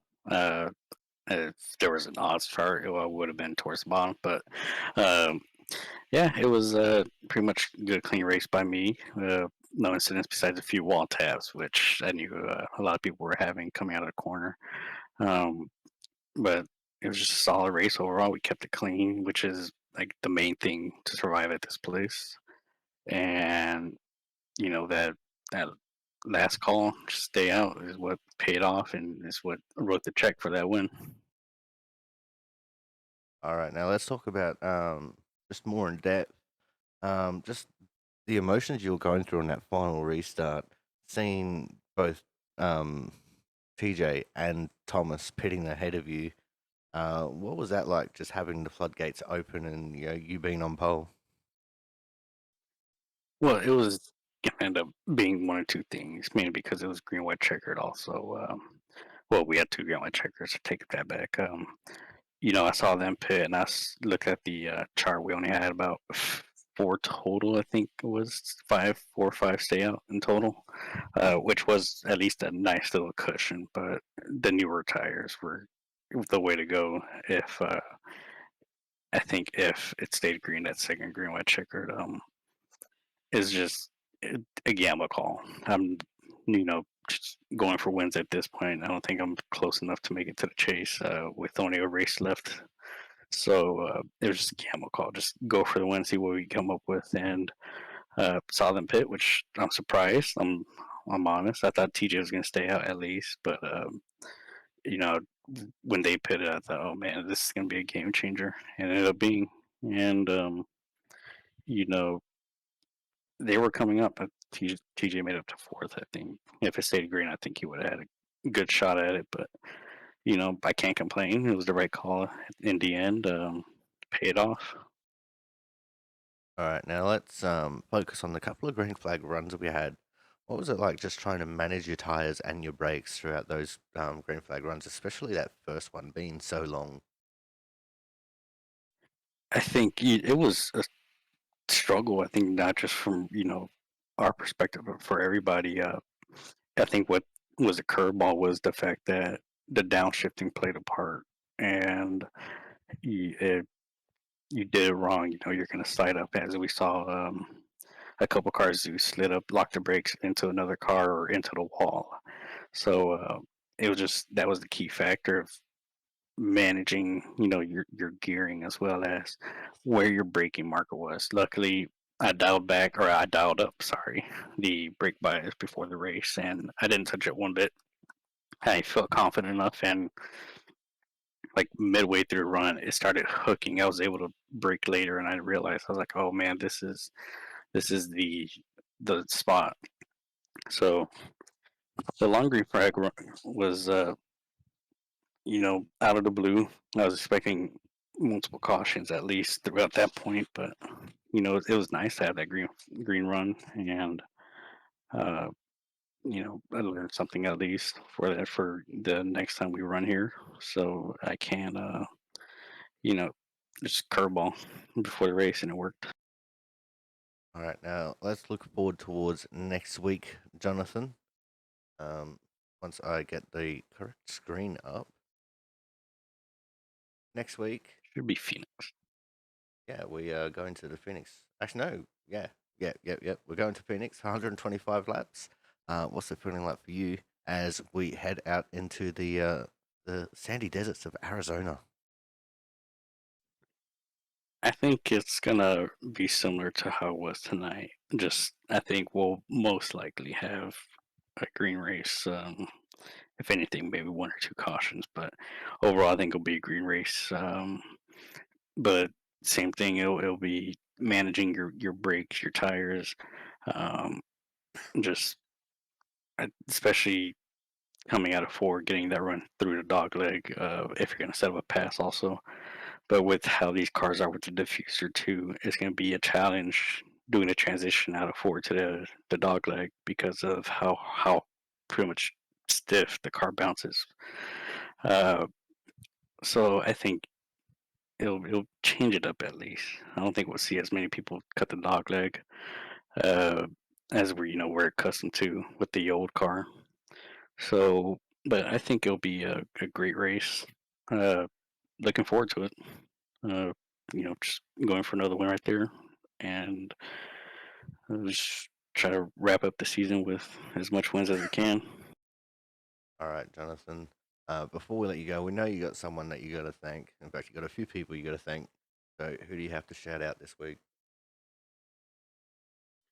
Yeah, of course. My team is always Triad Racing, and all our partners and sponsors with StantAnalyzer.com, Susan Media, RPM Motorsports, A-Lock Projects, Factor Ride Suspension, and Chevrolet Accessories. And of course, got to put a thank you as always to you for broadcasts and of course helping run the league, as well as Jaron for how the league has been so far. Always growing. It seems like week by week we're growing. Uh, and of course, I gotta give thank you to my family, my mom, my grandparents, my stepdad, everybody, my girlfriend also, who's always supportive of me doing my races here, and I can do it without her support. It means a lot to me, and I know she'll be ecstatic whenever I tell her that we want to race because she's already in bed. All right, thank you very much for coming out, Jonathan. Congratulations on taking home the win and the Hard Charger Award. Look forward to seeing you again next week when we go to Phoenix. All right, Corey, thank you. All right, so that was tonight's winner and the Hard Charger Award winner, of course, the 88 of Jonathan Hernandez. Coming up next, we are going to have our second place getter. And tonight's second place getter who needs to go to bed is the 60 of Kyle Kraus. Kyle, second place at Martinsville is definitely nothing to be ashamed about. Oh man, I'm so happy, Corey. I'm terrible at this track, so coming home second is a win for me tonight. Now, when it comes to Martinsville, one thing that we always say is that it's a race of survival. Because we all remember that one infamous non-broadcasted race from a few years ago that was just so bad that we spent more time under caution than we did under green. But tonight it was just all about maintaining a decent track position and making sure that you just didn't fuck up pretty much, right? Yeah, basically. I mean, it's so hard to pass. It's like you just do the best you can to keep pace and hold the bottom and try not to make any mistakes and hopefully folks in front of you do. So, track position was crucial. I was a little worried with the fresh tires behind me at the end there, but yeah, it's just track position so important. You just do everything you can to hold on to it. Right now, we did have a couple of decent green flag runs in this race. What was it like for you just trying to manage your tires and your brakes over those green flag runs? Yeah, it's good to see the long greens. It was unexpected. I'm pretty bad with managing tires, so like towards the end of both runs, I was having a really hard time keeping the car down on the bottom lane. So the cautions came out at a good time. It was pretty difficult to conserve. All right, now let's look forward towards next week, Kyle. We're going to be going to the Phoenix Raceway. What's the feeling like for you as we head into Arizona? Crap! It's another track I'm terrible at. So we'll just see. I'm sure I'll burn the tires off and just be awful. All right, Kyle, before we let you go here tonight so you can go to bed, anyone that you want to give a quick shout out to? Yeah, shout out to Jonathan for running his mouth forever. Thanks to you, Corey, for the broadcast, and thanks to everybody that shows up every week. It's a lot of fun. All right, Kyle, thank you very much for coming out. Congratulations on coming home P2. Look forward to seeing what you can do next week when we go to Phoenix. Thanks, Corey. All right, guys, that was our second place getter here tonight, and I'm sure he is immediately going to get off and go to bed. The 60 of Carl Kraus. Coming up next, we're going to have our third place getter, and tonight's third place goes to the one, the only, the Chris Champo. Chris, third place at Martinsville, and from what I understand with you, it was definitely quite the hard fought race with going a lap down from the first caution. Yeah, we started out. I accidentally almost killed TJ, and then I had, I don't know, like 50 seconds of damage from it, so I figured I'd get it fixed, and figured there'd be no harm in going a lap down because I'd get the hard charger then 4 laps later after someone got killed, and then I don't know, we went like 50 laps or something, and I had to take the wave around. But I was able to get back in the lead lap, and then we kind of struggled to get through the field. And then that last big run, I was able to get up competitively. And I think we went into that last caution, or I guess the string of green white checkers. I think we were in fifth, and Thomas and TJ decided to pit for tires, which I didn't really think was a good idea. But I guess in their eyes, you know, if they don't pit and everyone else pits, they're screwed, and so they might as well go in and get tires. I don't know. I certainly wasn't going to get tires, but it worked out for us. You know, it easily could have worked out completely differently. Well, they definitely came close to getting around you. TJ finishing in fourth just behind you on his fresh tires. So I reckon if we didn't get that final caution, you might have been in a little bit of strife for the podium position, mate. Yeah, I mean, if that last caution doesn't come out, I think I'm able to at least pass Kyle. What TJ does behind me, I'm not really sure. We were kind of a wall in front of him. I'm gonna guess he probably tries to slip in behind me in 3 and 4, try to get around Kyle, and then it really probably between me and him come down to that last lap if he could get around me.